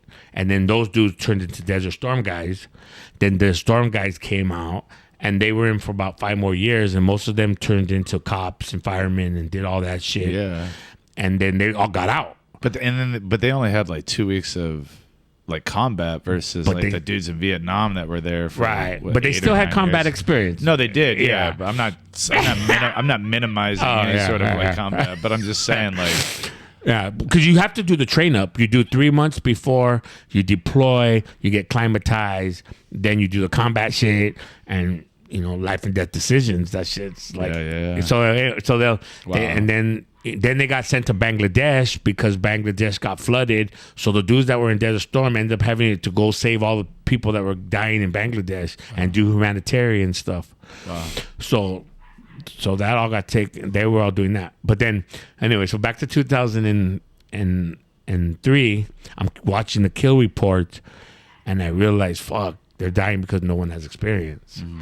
I was like, well, fuck, I got experience. So I put in a package to re-enlist in 2004. Wow. And I tell my wife, hey, I'm re-enlisting. I didn't ask her. I just told her, I'm re-enlisting. Yeah. So that year, I used to have long-ass hair. I was indigenous now, right? I'm practicing my indigenous culture. I have long hair. And so I cut my hair. I get back into shape. And I'm waiting on 3 waivers. I had to get a waiver for being out more than 3 years, for having tattoos, and tattoos, out for more than 3 years, and an age waiver because I was now 34 years old. Oh, wow. I was 34 years old, and I think the cutout at the time was 32. Wow. So, fucking, it took them about a year. So, June 5th in 2005, I get accepted. My waivers get passed. Come on. So, they sent me to 514. By June 8th, I have orders to Iraq. Wow. Yeah. So, even I'm out of Seal Beach. I get there. They put me in the special ops platoon because of I guess I was a sergeant with a lot of years. So they put me, and So then I ended up getting attached to First MP Company out of Margarita, and ended up doing route clearance in Iraq from. That's a whole. Anyway, so I did that.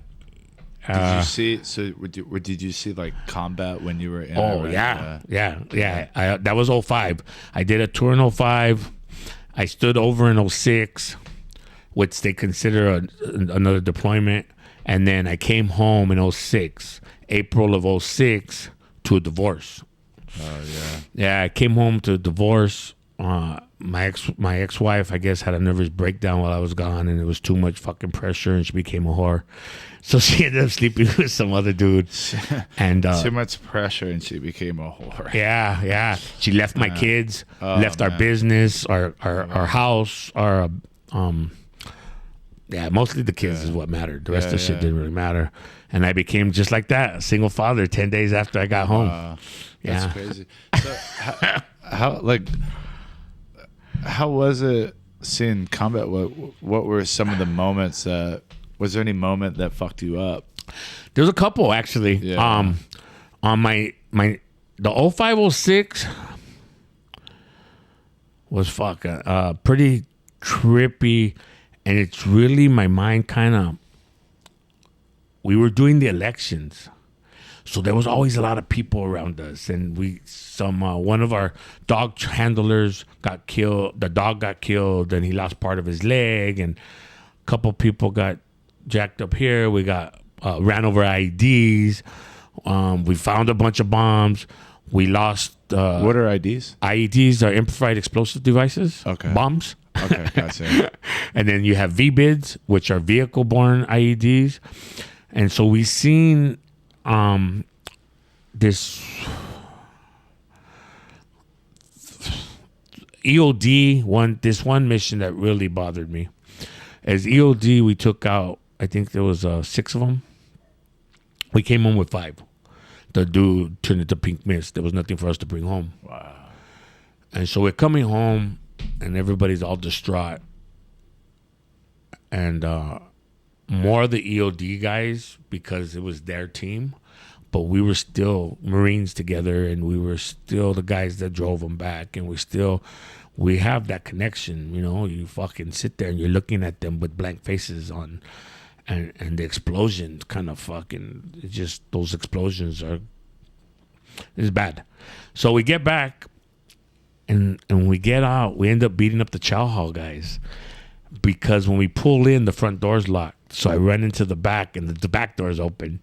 So I run in, I look, there's still food. I run out, and I get McSweeney. Hey, McSweeney, come on, bring these dudes. They got food. We're going to eat in the back. Mind you, they just came out from a mission. All of us just came off mission. Right.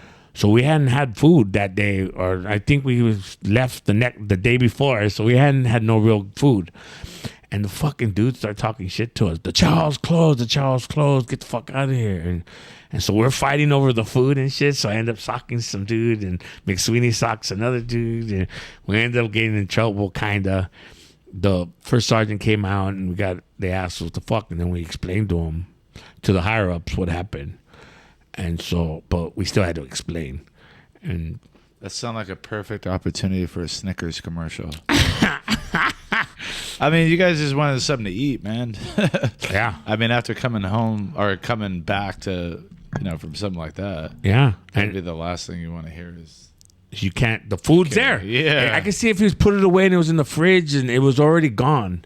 But it was still out. It's just they wanted to hurry up and get back to their fucking rooms or their phone or their internet service. So they couldn't do that till it was cleaned up. Yeah. Yeah. So that was one that was bad. Another one was this dude, he kills his daughter and buries her in the farm. So we had to go out. And this is like a civilian? Yeah. We had to go out to make sure that the body wasn't tortured or nothing like that. And the reason it all went down was the girl, I think she was like 12 years old, went and was at a friend's house. The brother happened to come home. The brother's over 18, I think. I don't even know if the brother saw the girl or not, but the story got back to dad that the little girl didn't have her hijab on, while she was at the house playing with her girlfriend, and a man was there technically. Oh, wow. So he killed her. Are you serious? Yeah, so they had to dig her up. They had to dig the body up to make sure that it wasn't like a war crime or nothing. Wow. Yeah, shit like that. One of our dudes took a bullet to the eyebrow. They sniper shot and the round missed, but it bounced around the turret and fucking hit him in the eyeball, up here in the eyebrow. Yeah. So they couldn't take it out, so he came home with that as a souvenir. Damn. Another time we were on this road called Shark Fin Road, and we were making 2 bases on the Syrian Iraqi border to monitor drugs and also weapons and shit coming in from Syria. So we took the CBs out there and we're building, and the motherfuckers are sniping at us. So we ended up dropping bombs on the Syrian side of the border. Wow. Yeah, even though we were saying that we've never dropped bombs in Syria at that time. Yeah. But we did. And so on the way back, one of the trucks hit an IED, the civilian trucks with all the gravel. So my team got left. My platoon commander said, "Hey, leave one of your teams here." And I was like, all right. So we got all ready to leave. And I was like, nah, I can't leave my team out here and go back in. So I stood with them. So we're out there all night and they're probing us. You see these white cars coming through the desert, these white lights, right? Yeah. And so we'd pop flares and then they would back up or turn their lights off. And then it was going on all night. And finally, and mind you, like it was called Shark Fin Road because people were getting ambushed there all the time. The army was. Yeah. And so I was like, you know what? Fuck this. So I strapped it to my truck and we drove 10 miles where the top speed was 3 miles per hour because I had a full truck with no brakes, air brakes. They were locked down. And so the wheels wouldn't turn. So I was literally dragging this full gravel 18-wheeler with my 7-ton. And so when we got into the town earlier that day, we were giving water and candy out. And as soon as I got into the town, they started shooting mortars off a boat, and they were bracketing me. Boom, boom, boom. And the last 2 that hit shook my truck. They didn't hit me directly. If they would have had 2 more rounds, we would have been dead because the mortars would have landed right on top of us. So I said, fuck this. I got out of the truck, unhooked that truck, and we start taking fire from the apartment. Very good. And we start taking fire from the apartment. And so my guy says, what do you do, Sarge? It's the apartment with the kids. I was like, fuck them. Shoot back. Wow. And so he let him have it. And I got back in the vehicle and we boned out and went into the base. But those are the type of things, where earlier in that day or the day before, we were giving food and candy out to the kids in that apartment. But that night that next morning, it was like 3-4 in the morning. The motherfuckers were using it to ambush us. Damn, man. Yeah.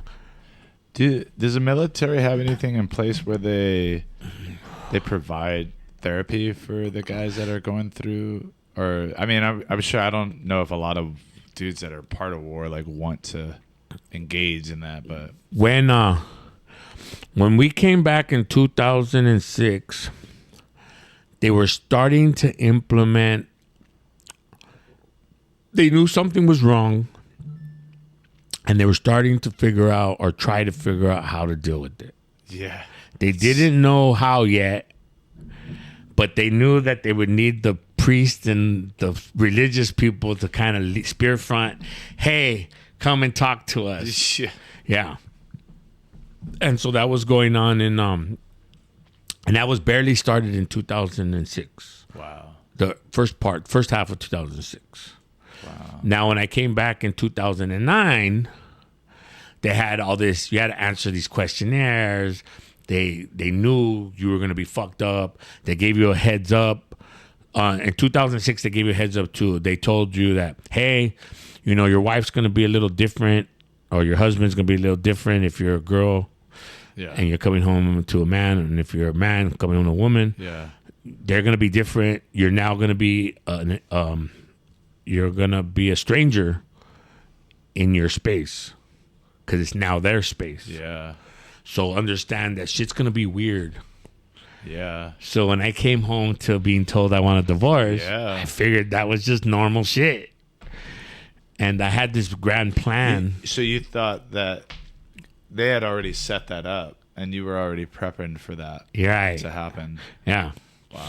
And so my initial night when I got home, we were supposed to drive to Vegas because I figured I was going to be up all night because of just the time change. So I go, well, fuck it. I won't get looked at like I'm crazy if I'm in Vegas. I'm up, right? Yeah. And so we're supposed to, I had already planned it all out and everything with her. And fuck, it was just supposed to be me and her. She was like, nah, we got to take the kids. I was like, well, take the kids where? To Vegas with you? And I was like, fuck. I was in no mindset. I was still fucked up I was still tripping from the war. Yeah. Right? And so we go to Vegas, and that first night in Vegas, I get joint rooms, and she tells me she wants a divorce. And I'm like, yeah, okay. I did whatever. I'm going to go shoot some craps. No, get naked. We're gonna fuck. Yeah. Yeah. Wow. And so, there's some crying and storytelling and going on, and we end up having sex. No big deal. My kids are in the next room over. Well, the next morning when we wake up, she reiterates that she wants a divorce. So I say, fuck it, whatever. I take the kids and go spend time with them and then come back later on the night.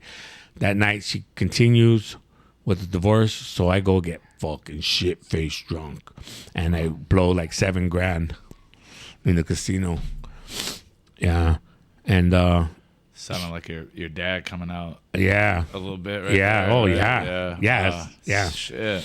And so I blow $7,000, man. Wow. And so the next day we go home, like, and then 6 days later, I had got a new apartment and I set it all up, moved in furniture, spent another like $10,000 to set up the house for her so that she would have a new home, because I knew this idea that I'd be a stranger in her home. Damn. So I said, well, fuck it, we'll get a new home and we'll both develop from that house. Yeah. Well, she never moved in. She had already made her mind. She was out. And that goes back to when I was telling you when I was still doing the nightclubs and shit. When I had my first son, Yeah. and I was doing that wild ass life. Yeah. So that was from that time. She used that as the excuse. We definitely have barely scratched the surface. So I think that we'll probably end the interview shortly. But I did want to go over. You had to interview your 3 kids for school, if my memory serves me correctly. That's when we first started talking, and you said you were going to do that, and I thought that was fascinating because you were going to talk about the effects of you as a father on them, and I wanted to record it or do like almost like a podcast version of that. How did that? What went down with that? Well, when we graduated from PCC, I was at PCC and Cal State at the same time. So one of the classes that I picked up was a upper division class that was new to Cal State LA, and it was called trauma, dealing with trauma or something like that. Trauma. Interesting. Okay. And the instructor is from Uruguay, and she wrote a book, and she's dealt with the revolution they had in Uruguay, the Civil War, I mean. And so she had to deal with trauma, and it was for upper division, but I was allowed to take it. So in that class, I came up with this idea because they were talking about trauma, that how often the person who creates trauma allows the people who receive the trauma to engage with them. And also, as being the person who gave the trauma, how often do we ever get to talk to our victims? Right. And even though they're my children, I was still the inflictor of this trauma on them. And this is trauma that I see through their relationships with women and the relationship, their trust issues and stuff. And I know what created those traumas. Right. No matter how much you love your children and how much you have grown as a man, as a person, you see it. Yeah. You see it, and you almost don't have control over everything, right? Because we're not perfect, and we're working through it. Yeah. And so I told for the final product, we were supposed to, I forgot what we were supposed to do, but I told her, hey, you know what? This is what I want to do. I'm going to allow my children to heal. I go, that's part of the class in trauma, is how you deal with it and how you heal from it and how do you move on from it. That's what the class is basically for. So even though my children weren't in the class, I was going to provide them a platform in order for them to start the healing, as well as myself, and becoming closer to my children. Because when their mom left, from one day to the next, I became a single father of 3 boys. And prior to that, I was the man of the house. So all I did was discipline the children, keep them in line. I didn't allow myself to get close to them because I felt if I got close to them, I couldn't discipline them. And I come from a Indian and Chicano and Latino background where the male is, children are to be seen and not heard. Right. And even then, maybe too much because you don't want to be seen because they'll put you to work and shit. So you try to be out of the house, which was my whole childhood and high school. I was always gone. I didn't want to be in the house because my mom would put me to work. And my dad would that's the part where I was like, my dad was trying to be a dad. And I was like, nah, fuck, you clean it. Yeah. I got shit to do. I'm out. Yeah. And so we fought. And I was like, Dad, I don't want to fight you, but fuck, I'll fight you. And so I got him in a wrestling hold and just held him and be like, look, dude. You really didn't want to do those dishes. No, I really didn't want to do the dishes. Did. I will throw hands before I do some dishes. Yeah, it was bad, dude. It was one of my low points in life. So anyway, so we set it up, and one of my sons has a podcast. I think it's called The Men's Circle. So it's indigenous culture and how to be a man in the traditional way and the things. Because a lot of people believe being a man is you're a tough guy. And to be a warrior, you're a tough guy. And in reality, a warrior is a defender of his people.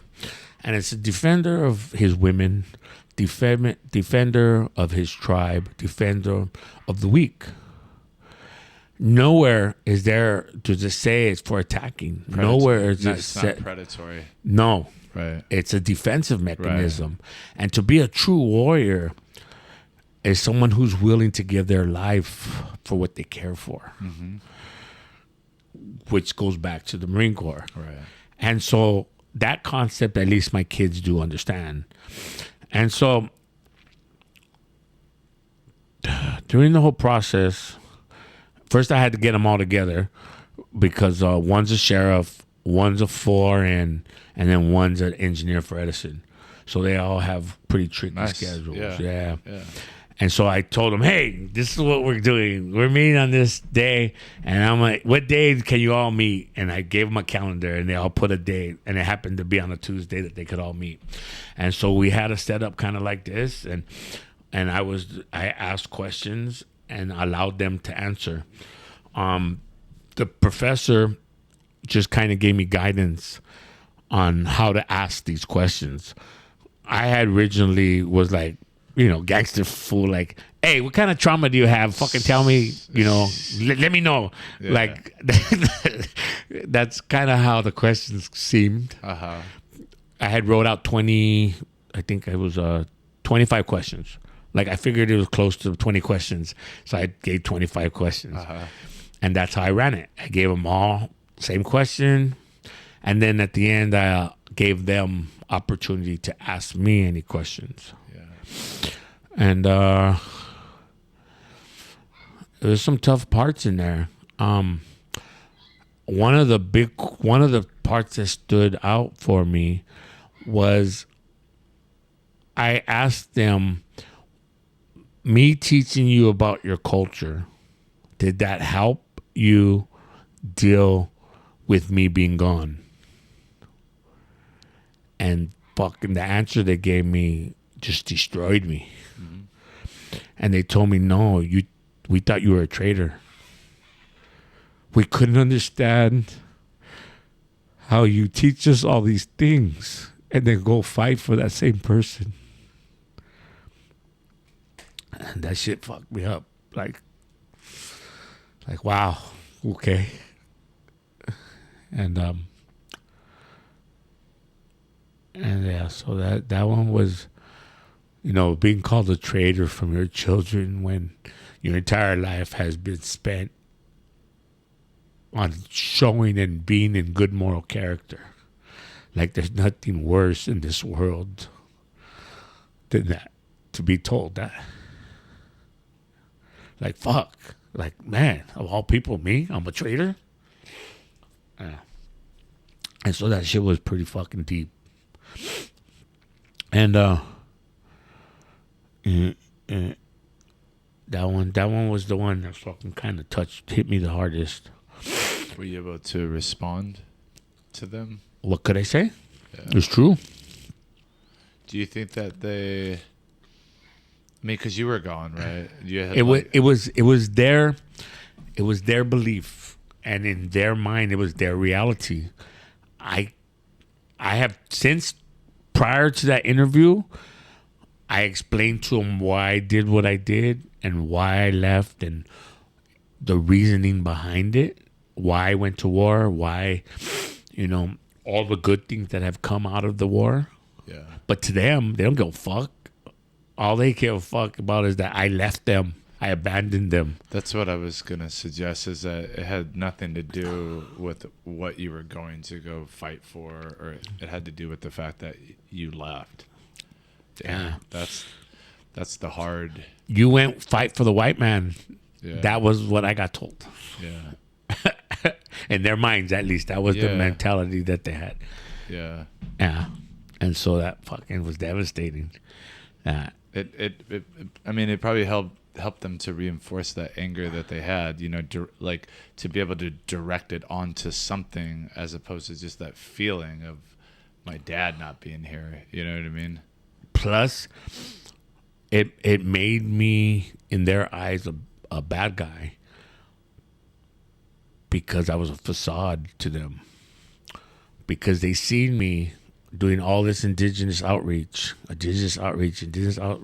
talking about how fathers need to be there for their families, how fathers need to be men, how fathers need to step up, how all these things that we need to be, and I just abandon them and leave. No matter the reason why that I left, in their eyes as children, was I fucking abandoned them. Yeah. Everything that I told them no longer is true. Yeah. So that's a fucking hell of a. That's a hell It of is. Yeah. I mean, especially because I know when your intentions are to have or to come at something with heart and to loyalty, and that's your intention is so different than maybe the outcome of what you wanted. Yeah, I was I don't know. I was selfish. I was selfish.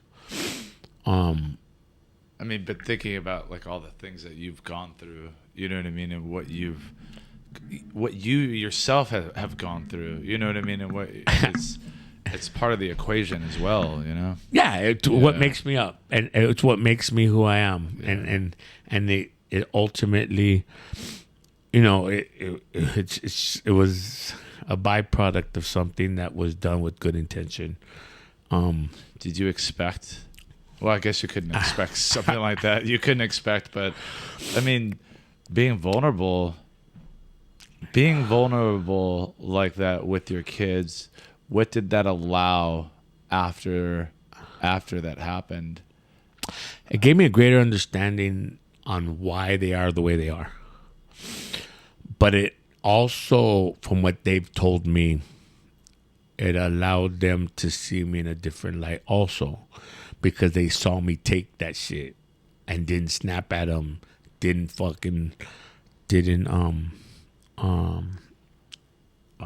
what's that called? Shit. I didn't react in the way that normally I would have reacted. Right. I just absorbed it, and I was no longer dad in that sense, because I also believed when I raised them where kids were meant to be seen and not heard, so they weren't allowed to have a voice really in what was fucking going on as a family.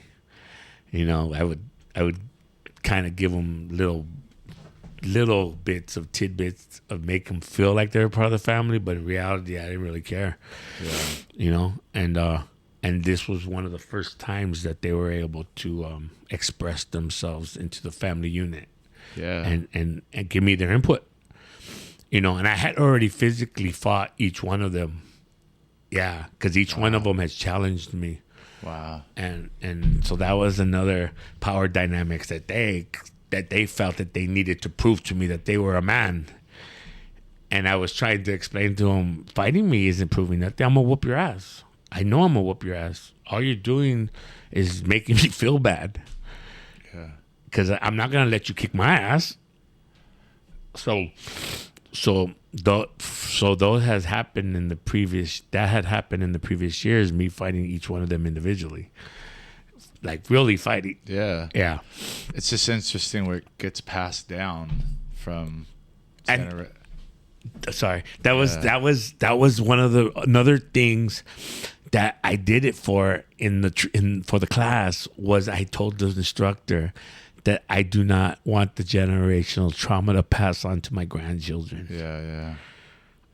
I've dealt with it enough. My children have dealt with it. My grandchildren don't need to deal with it anymore. And that has been passed down to my uncle, because my grandfather was a fucking alcoholic who wasn't allowed to spend the night at our house because when he drank, he would beat my mom and my grandma. Yeah.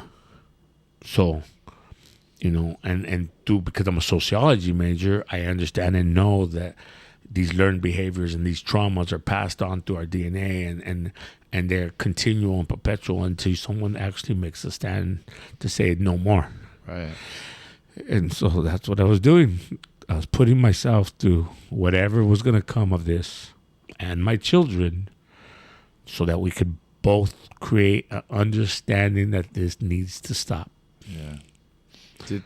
Did they have any resistance to it when you... Yeah. Or were they pretty open? No, they were scared. They were worried. They didn't fucking know. They didn't know how it was going to go down, and they knew that they were going to have to visit some demons and that they were going to have to get into a part of their lives that they have sealed off and have been put in places to hide. And yeah, it's hard to face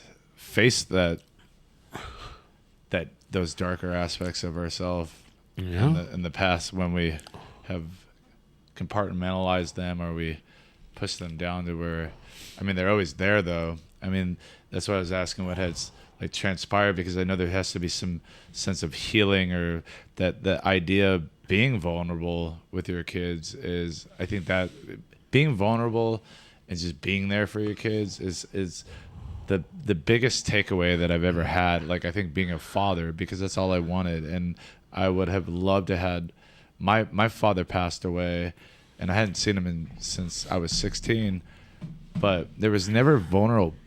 We were never vulnerable with each other, and I wanted that. Like, I wanted to just be able to sit down and have a conversation with him that was real. You know, for me to understand why he did certain things, like what he went through with his father, because his father was an alcoholic and abusive. Because I had gotten past that point of blame. I just wanted to know. I just wanted to understand, you know. I wanted something that was real. And I think everything that I've done, I think maybe in a sense of what you've gone through is like, that's why I've always searched for realness and things, and like wanting to be connected to things that are real, because I never felt that sense, because I never got it. It was always this facade or this response that came from another place, or it was never real. Like I just wanted vulnerability. And I think there's so much, even this conversation, right? Being able to dig a little bit deeper, and then like just getting to know you on a deeper level makes me feel not only more connected to you, but people that have gone through your similar experiences, whether I agree with certain things or not, right? Is just to be able to be vulnerable. And that's what we learn in these spaces too, right? Is that like when you actually connect with someone, you're able to start to just whatever fragment that we try to cling on to try to build up a framework of who this person is based off of their ideology or their beliefs or like whatever. We get to a real place, right? We get to a real place of connection. So I wanted to just follow up with your kids. Is that something that you would continue to do? Do you think that is important, just in terms of, I think about, and you think, we've talked about Indigenous culture a lot, and I think within Indigenous culture, there is this space for like a circle, right? A circle space where everyone is around each other and everyone's sharing, and there's deeper connection with that sharing. Do you think that is something that you would move forward with your kids to get deeper with them, or was it just that? No, I like in Indigenous culture, we have a circular mindset. The European colonization mindset is linear, so there always has to be a winner. Right. When Indigenous, no, the winner is us as a tribe. It's us as a group. So that now they now know that there's an avenue. If they ever need to talk to me about something, they can. I'm no longer a wall to them, which is a linear mentality. It's now an open mentality. Also, it allowed them, because I also found out that during these times that I was gone and they were all fucked up from me leaving, they never leaned on each other. They were there for each other, but they never wanted to know how the other one was feeling. They just kind of assumed that they're feeling like me. What we found out is each one had a different a trip, a journey. Each one was different because of their age groups. You know, the oldest was born in 90, the next one was in 96 or 94, and then 96. So it's 5 years difference, then 2 years difference. And then when it all went down, one was only 9, the other one was 11, and the other one was 15. So one was going, they were all different stages of development as young men, as children. And so I found them looking at each other like, that's how you felt? Oh. And then the older brother turned to punk rock and started leaving the house. I didn't know that. He was jamming to concerts and doing shit on his own, leaving his 2 brothers alone. So his 2 brothers were sitting there to fend for themselves. And it was just, it allowed them to have something between themselves. So I really think there's two things that are coming up in my life. I want to have a celebration of life. I wanted to do it next year, but I don't think I'm going to do it next year because my daughter's going to be getting married, so we didn't have no money. But I wanted to have a celebration of life, so all those people that have something to say to me or things that I have to say to them will be said. So if I die the day after, everybody knows where everybody stands. I think we should do more of that as a society because there's so many things left unsaid or undone when somebody passes, especially an older person. So that's one. So that at that point, I think there'll be an opening there, but it's going to be a party of atmosphere because it's a celebration of life, right? Yeah. I don't want to hear all this shit. I'll be dead. I ain't going to fucking hear all your stories or how great it was for me to be around. I want my children and my grandchildren and my family members to appreciate all I've done.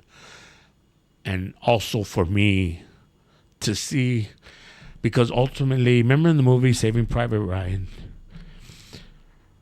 And the last scene, when he tells him, and he looks to his wife, and he tells his wife, was my life worth it? And that struck me. I was like, fuck. It's a great question. Is your life worth it?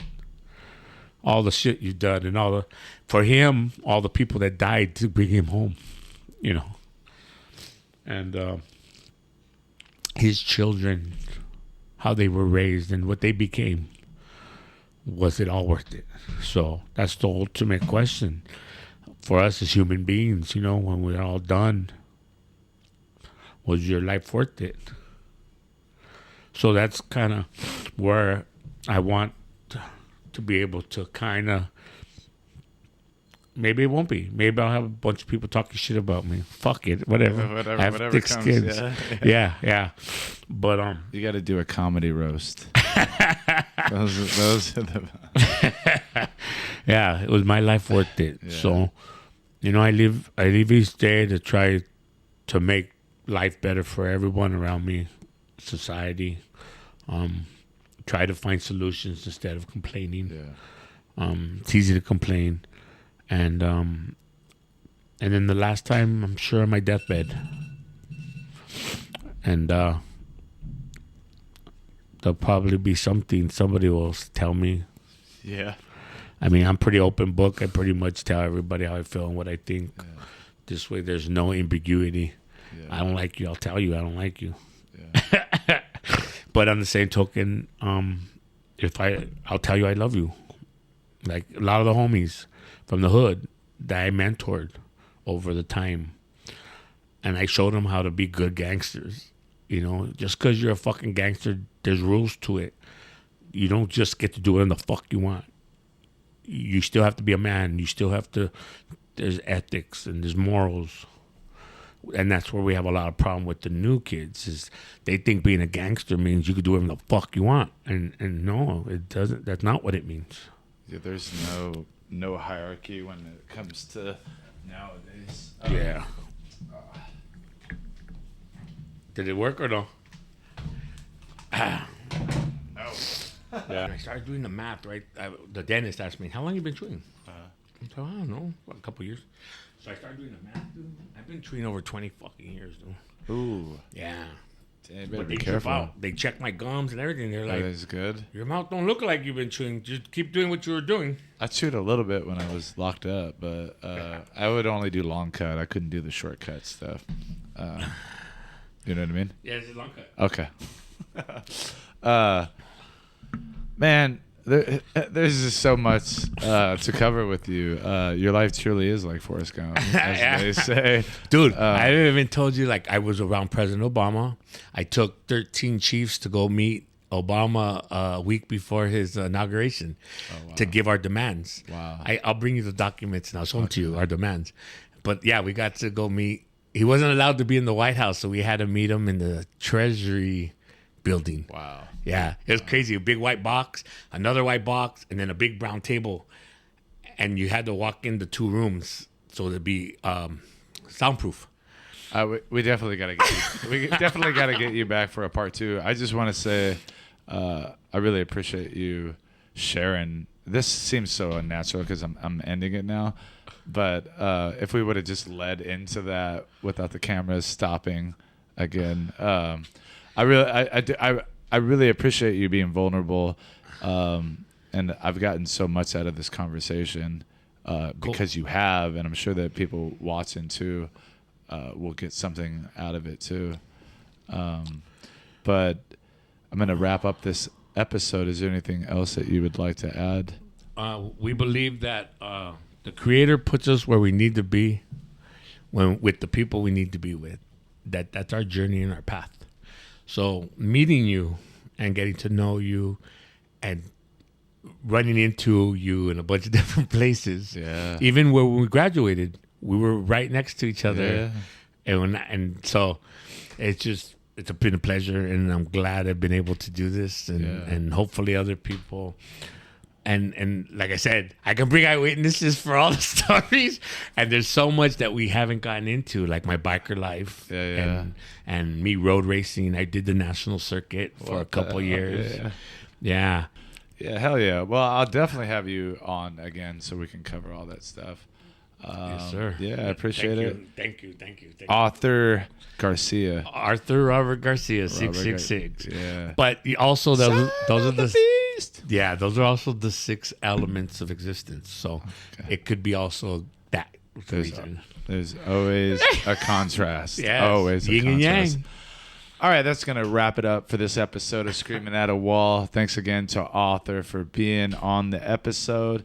If you have gotten anything out of watching this episode or any of our episodes, please just like, subscribe, and share. Until next time, stay free. Peace. Cool. What are you rebelling against? What do you got? We're trying to change something. Skateboarding is a way of learning how to redefine the road around you. The owners of this country don't care about the poor and the Now, baby, push me.